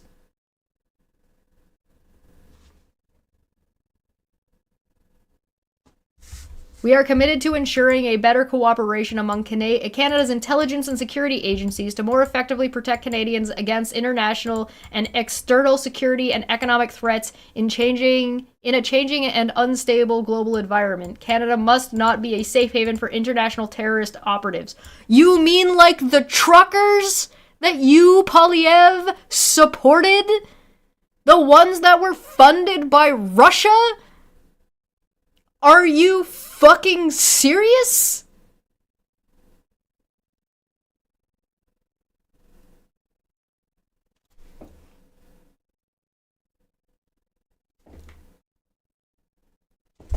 We believe that Canada should stand and support its allies by providing all necessary support to defeat the scourge of transnational terrorism.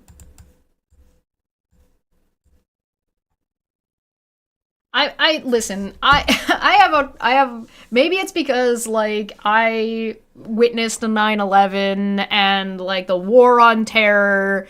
I have a hard time taking this rhetoric seriously. The Conservative Party believes that terrorism can only be defeated by a sustained and comprehensive approach involving Canada's active participation and collaboration with its allies. You can't defeat terrorism. Terrorism isn't an entity. It's like the war on drugs. You can't defeat drugs. That's not how it works. The way you get less terrorism is by having a stronger and better socioeconomic situation so people are not desperate and you don't start fucking fights with people and send the CIA to fuck with everyone's shit all the time. Like, what are you talking about? You know what stops terrorism and things like that? Investing in protecting the rights and freedoms of other countries. That thing you said before, that you said, oh, ensure that it's good for Canada. Yeah, participating and assisting Ukraine helps Canada. Russia are terrorists right now. They are an invading force doing crime. Israel is doing terrorism right now. They are invading and genociding an entire people.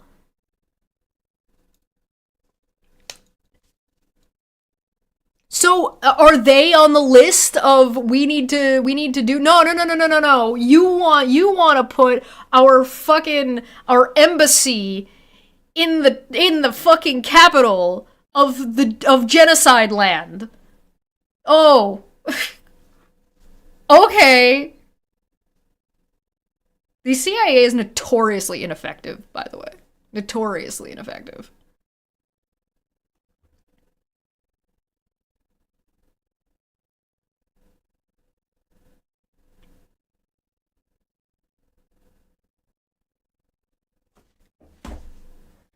The Government of Canada shall use its military, law enforcement resources, and intelligence agencies to prevent attacks, disrupt criminal networks, and cut off avenues of financing for increasingly determined and sophisticated terrorist groups and individuals. Guys, terrorism is gonna be illegal now. Because it's not illegal already. And we're definitely not already doing these things. Again, the truckers were arrested and tried and jailed for being terrorists. Genocide Land sounds like a really shitty theme park. It is. CIA caught in the act. Yeah. America is doing terrorism by putting innocent people in concentration camps. Yeah, it is. Terrorism is not defined as, like, suicide bombing.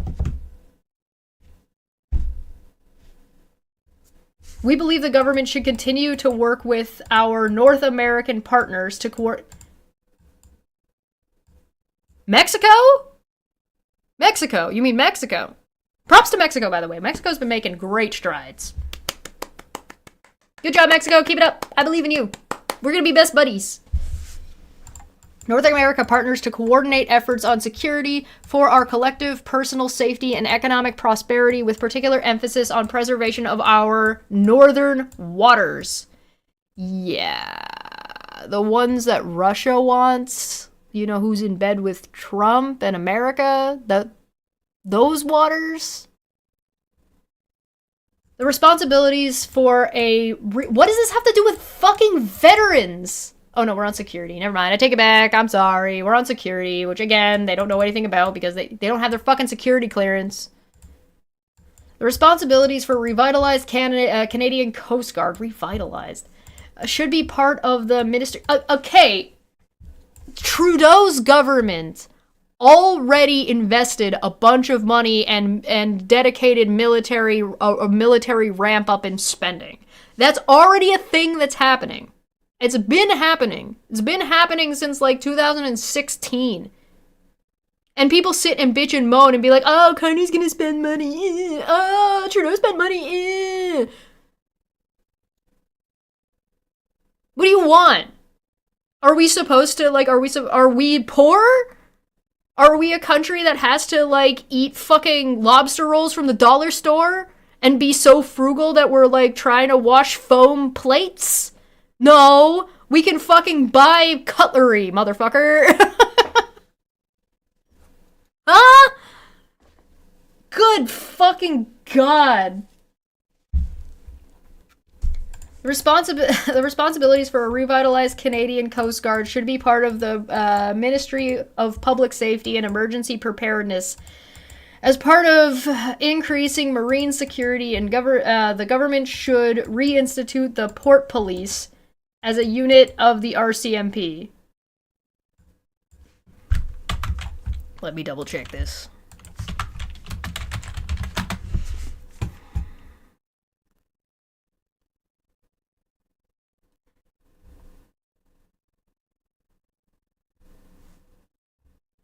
Yeah, that's not... This isn't a real thing.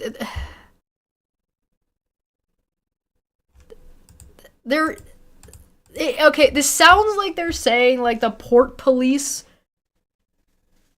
Okay. It's fine. It's fine. Fuck it. We police our ports. And they operate as their own unit. Or they operate as their own units. So, like, obviously, like, BC and Nova Scotia and, like, the east and west coasts, right, as well as the northern, have, like the same way you have, like, border security.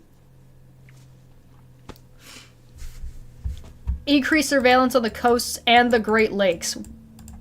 Yeah, I mean, I guess there's border crossing at the Great Lakes as well that you would consider a port, sure. I don't know why you need them to be part of the RCMP, though. Like, having them separated as Coast Guards and as such makes sense to me, but whatever. These guys like to consolidate shit and like, in a way that doesn't really make any sense and ends up with just more bureaucracy and more money with stated oversight, but ending up being ineffective oversight. We believe the government should remain... oh, by the way, since we did talk about veterans earlier, go look at Harper's Reign of Terror and what happened with veterans under Harper's administration. Because, again, Polyev is a Harper guy. And Harper, they fucking rolled his corpse out to shout him out and try to pretend that Carney try to slander Carney. So, like, if you want to know what the Conservative Party does when they're in charge and how that looks for veterans, go look that up. We believe the government should remain committed to ensuring that agencies such as the CSIS, RCMP, Canadian Border Service Agency, and Coast Guard are properly resourced both in manpower and equipment. With what money? You cut all the taxes. Military,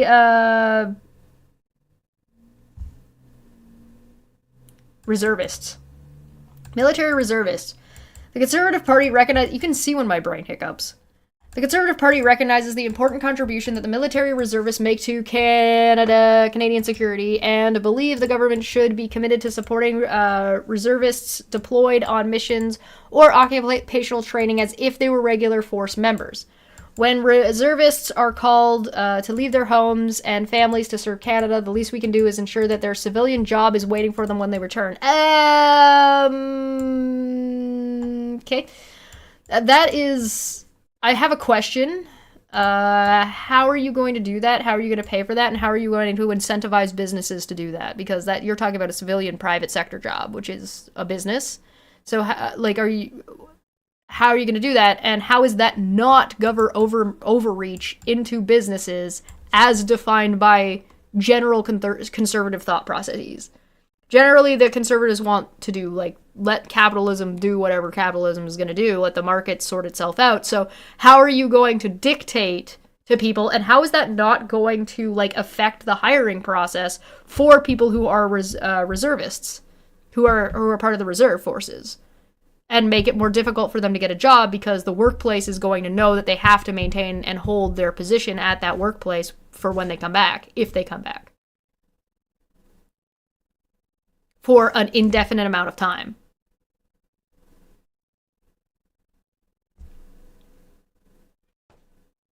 Like, again, I don't necessarily have an issue with the concept of making sure people who are in the reserves are treated well and have every advantage, right? Like, I'm fine with that, but the way this is being described doesn't make sense. Seems like it's going to backfire. I'm back to, oh, they said a thing you can generally agree with, but what they say and then what they do and how they do it ends up backfiring and doing the exact opposite of what they say that they wanted in the first place. We support obliging all federal departments, agencies, and federally regulated businesses to guarantee that any employee who temporarily leaves his or her non-military job to deploy on missions or on military training will be guaranteed his or her non-military job upon returning from deployment or training. Hey, how about if you're in the reserves, you don't have to work?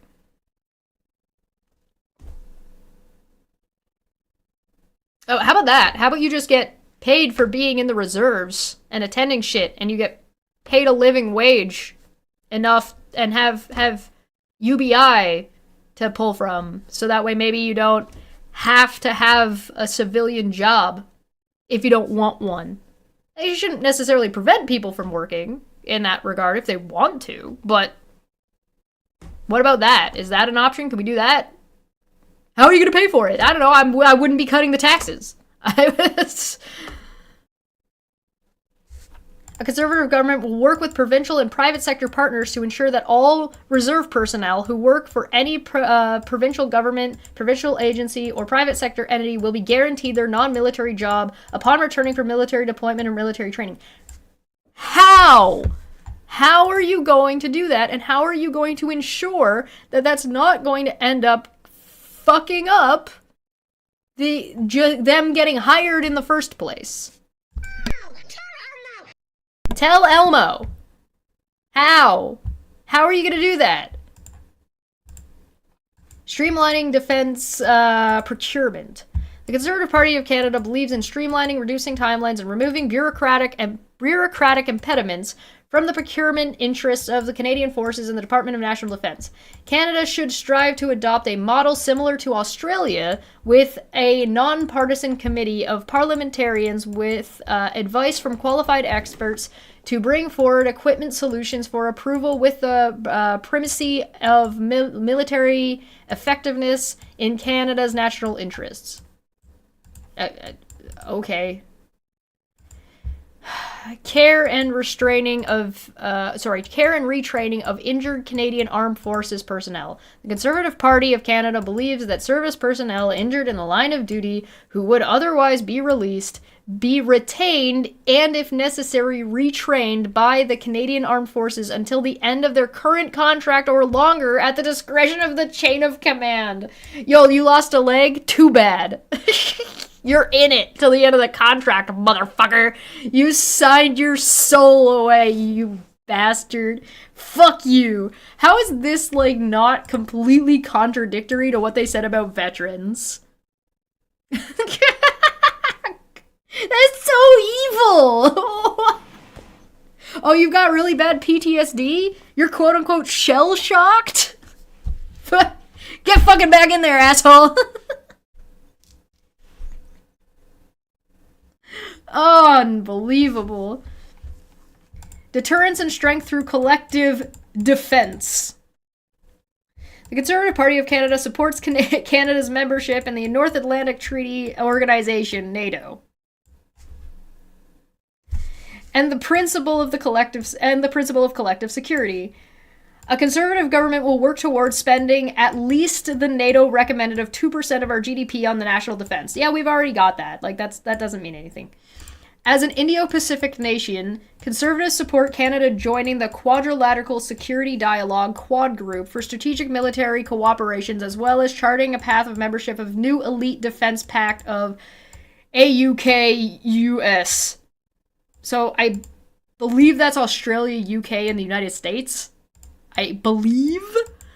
I'm not sure what the quadratical security is. I don't know who the quad group is. Like, who makes that up? Let me double check. Quad group. Who is in you? Australia, India, Japan, and the United States. Okay, so here's the thing. All of these groups are not only now in question, but also, like, odds are America's not going to be part of them anymore. Right? Or even if America is a part of them, America's going to be at arm's length. Like, nobody's going to be sharing fucking information with America. Nobody's going to be fucking buying shit from America. Nobody's going to be really working with America very closely. Right? So, if Canada were to join, or Canada would ultimately probably end up just taking the United States' place in the Quad. Right? That's likely what would happen. Same with AUKUS. Which, again, I believe is Australia, UK, and the United States. Canada's just going to take the United States' place. We've already got agreements with the UK and Australia anyway, so we don't really need to join. And we have agreements with the United States, so we don't really need to join these things. And realistically, in the year of our Lord 2025, again, this was written in 2023. All right, so a little bit of leeway there. But like, I don't mean to pick on this document for being wrong about this, but this is something that clearly needs to be walked back, and as far as I know, hasn't been clearly walked back by the current leader of the Conservative Party. I get the vibe that Polyev just thinks all this is going to go away. But we'll get to that. Tomorrow we're going to be watching a bunch of we're going to watch Carney and Polyev talking, and we'll see what we think. People have been calling, so they're called pressers when you do like a press release, and people have been calling them depressors when Polyev is talking. National Standard of Training for PTSD Service Dog Trainers. The Conservative Party will increase a national standard of training for PTSD service dog trainers for veterans. This standard must be developed to include a standard for PTSD service dogs and a standard for training and the recipient veteran. Okay, so there's like a handful of things when it comes to like service animals and service dogs in particular, in that there tends to be a lot of abuse, that needs to be looked at. That's not what they're talking about here, but it comes to my mind. So like when you have a service animal that you're so dependent on and you care about so much, and then that dog dies and you get a new one. And then that dog dies and you get a new one. And that dog dies. And you start, like, people who have PTSD, people who have these issues, will start detaching themselves from their animal and not treating it well in many cases. So that is certainly something that needs to be, and I'm not saying this isn't like only a veteran thing. This is a human thing. So it's something that needs to be considered. But I mean, I do like the idea of like, we support our veterans. Here's a puppy. Sign up for the Canadian military. When at the end of your contract, get a dog.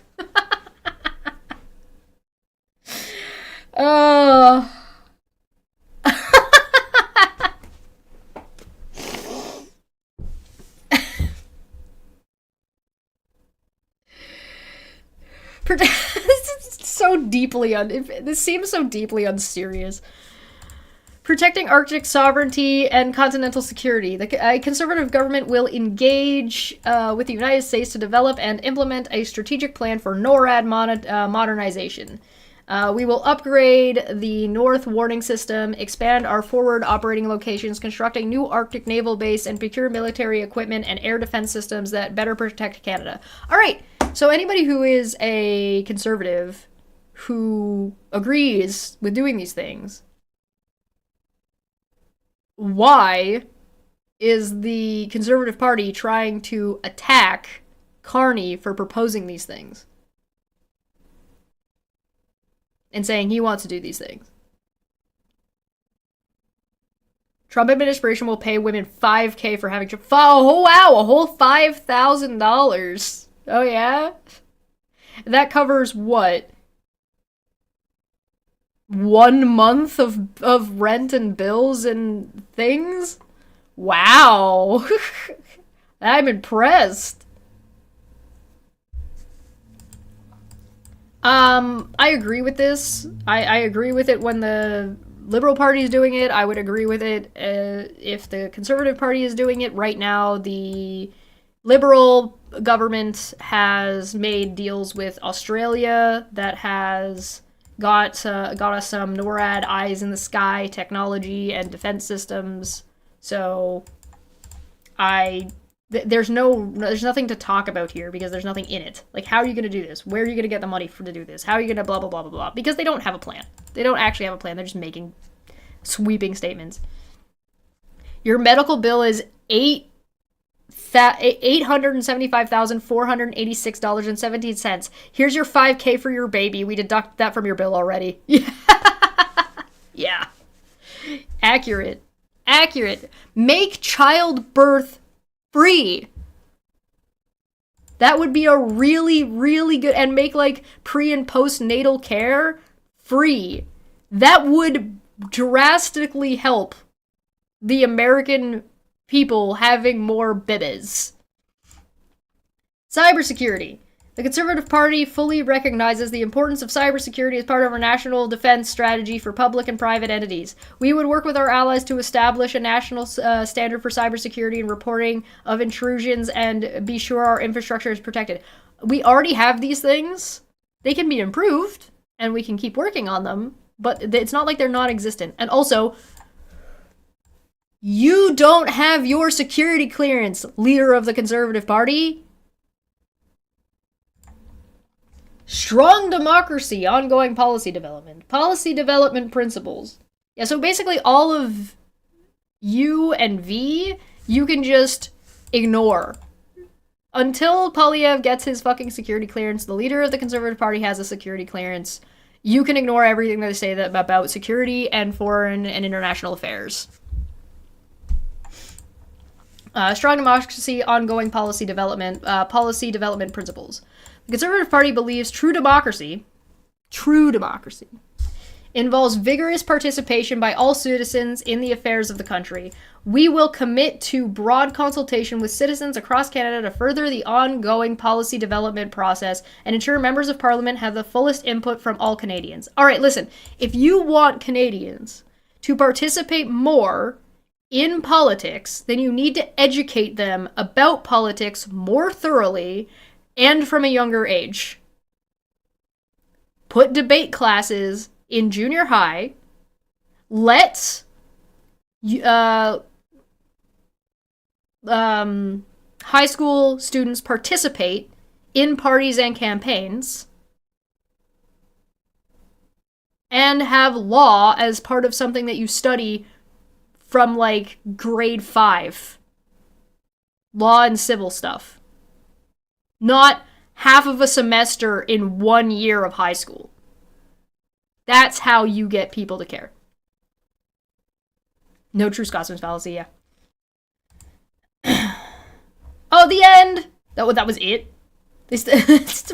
Okay! Yay! We did it. We're done. If you want to call them, just call you want to protest or talk to them or anything? Conservative Party of Canada, 66 Slater Street, Suite 1-800, Ottawa, Ontario, K1P5H1. Toll free. Call them toll free at 866-808-8407. Phone number 613-755-200 or fax at 613-755-2001.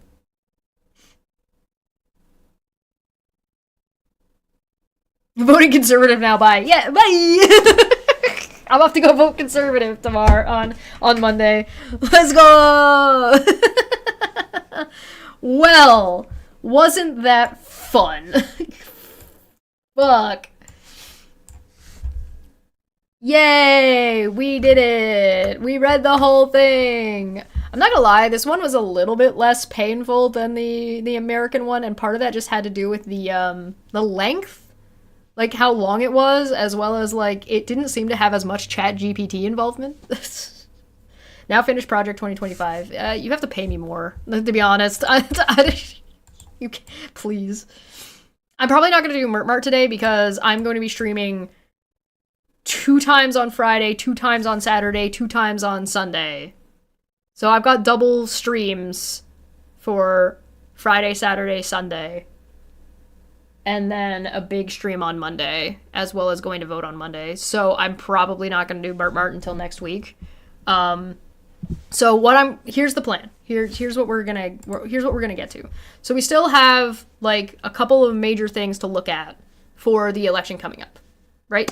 What I want to do is I want to take some time on Friday, some time on Saturday, and some time on Sunday to watch Carney and Poilievre's press briefings. Or sorry, not press briefings. Their campaign trail. So some of like either rallies or some of their press releases. So that's what we're gonna do. We're gonna do that on Friday. We're still gonna start at 2:15. So 2:15 on Friday, 2:15 on Saturday, and 2:15 on Sunday. So we're gonna do the same bat time, same bat place. We're just gonna go over the weekend, which normally I don't do, but I will be doing this weekend. I believe Mania is doing a stream coming up, but it will take place it'll take place probably after my stream. So my stream will still I'll try to keep it in 2 hours. Also. I don't think you can up it to $2 a month, but I appreciate the thought process. Yeah, celebrate me doing it. Send me a super chat. Like and subscribe. Get me to 4K. Get me to 4 fucking K, motherfuckers. How dare you? You're saying you have a problem with length. Okay, also, Debate Pub is on Saturday, and that's at 9 p.m. It is also Friday is Star Trek, but if you're following politics... 9 p.m. on Debate Hub on Saturday. That'll be on Debate Hub Official. Look out if you want to see all of the Conservative Party stuff that I've covered, all in a mega video. I'm going to be putting that together tonight, and that will go on to Debate Hub. So if you just want to see all of this at length and it's in its full, with all of like my before and after stuff cut out, that's going to be, that'll be available there. If it's not available tonight, it'll be available this weekend. 9 p.m. Eastern Time on Debate Hub, at Debate Hub Official. It's already showing, so you just have to click on it. If you want to join me and Landon and I will be on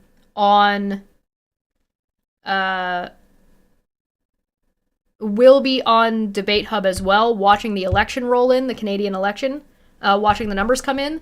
So that will be on Monday night. So that will also be at, I believe, 8 p.m. We're gonna start at 8 p.m. because that's when the polls are closing, and we're gonna be there the length of time that it takes the time zone to catch up across Canada. No, the unnamed tavern is Debate Pub. We just changed the name. And have a more like official of what we're doing. This show is like out of its trial phases on this channel, and it is over on Debate Hub Official, and we called it Debate Pub now.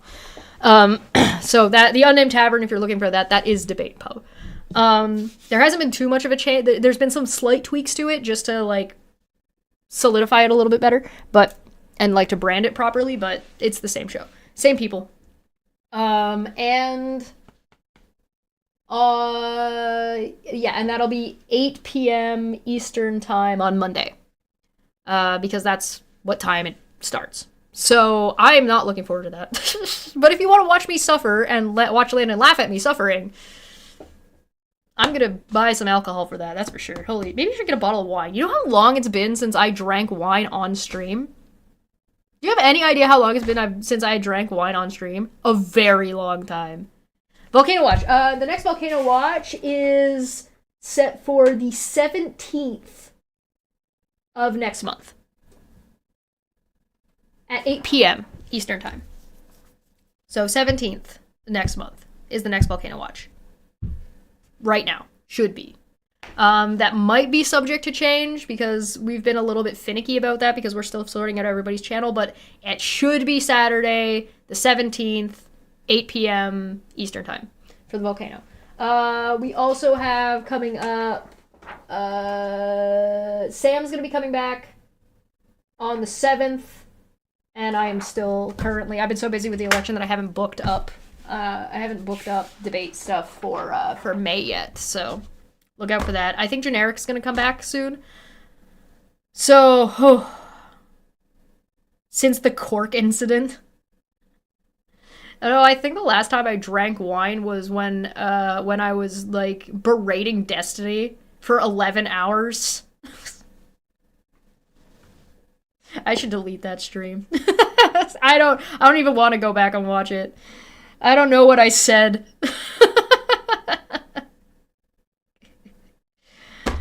But alas, that is what we're up to. So yeah, tomorrow, Saturday, and Sunday. Again, I will be double streaming, so, you know, watch me deteriorate. The Star Trek show is at 8 p.m. The debate pub is at 9 p.m. I will also be back on Low Energy Vids with Landon on Sunday at 5 Eastern. So yeah, Friday, Saturday, Sunday are all double stream days. But Friday, Saturday, Sunday, we're going to spend looking at their press releases and see. Destiny has bad takes. Yes, he does. Yes, he does. Also, some other issues that seem to have gone on, but conversation for another day. I think that, and the next debate pub after that will be on the 31st. So, I don't have a whole ton of stuff scheduled for May yet, because I've been so caught up, so if you want to know what's going to be happening in May, you tell me. What do you want to see? I don't fucking know. Oh yeah, Rakita. Yeah, the Rakita stuff.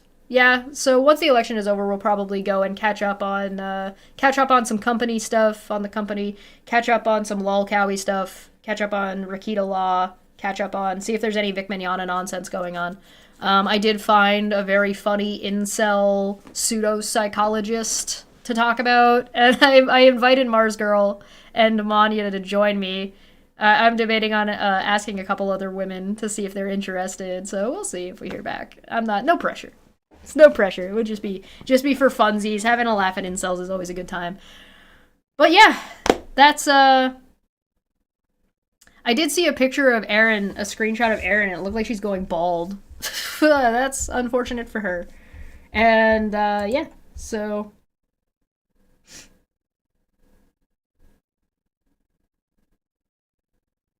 I don't have X is another way I can message you. Blue Sky.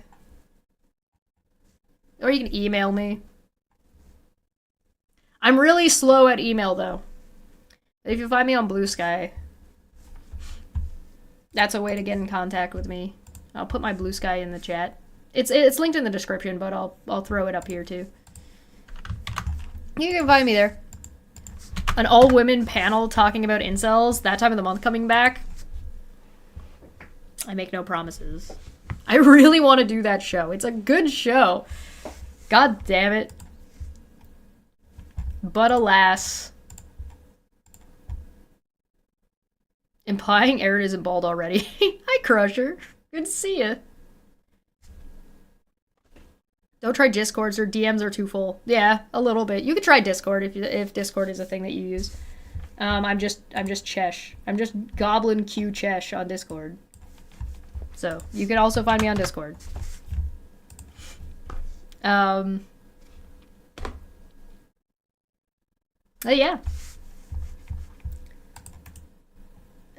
Here is a link to the Discord.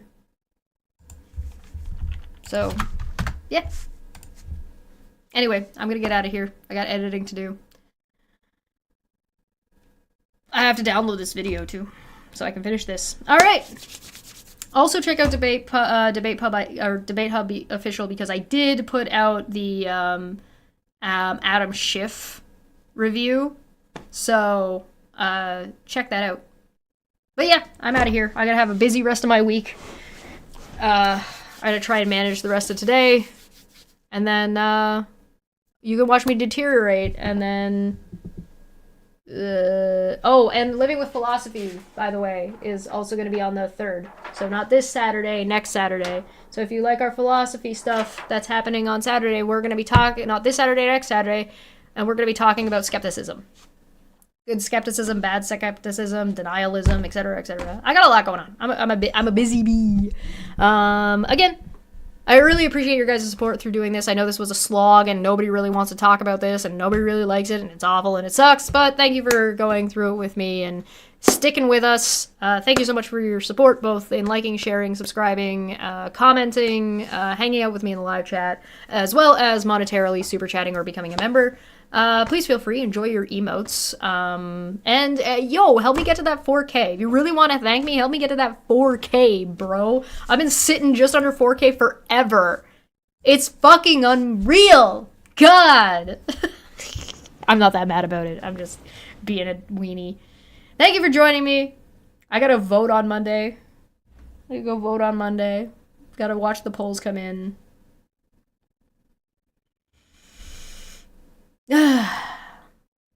Bye. Thanks for coming, everybody. I'll see you guys tomorrow. This guy is unfucking believable.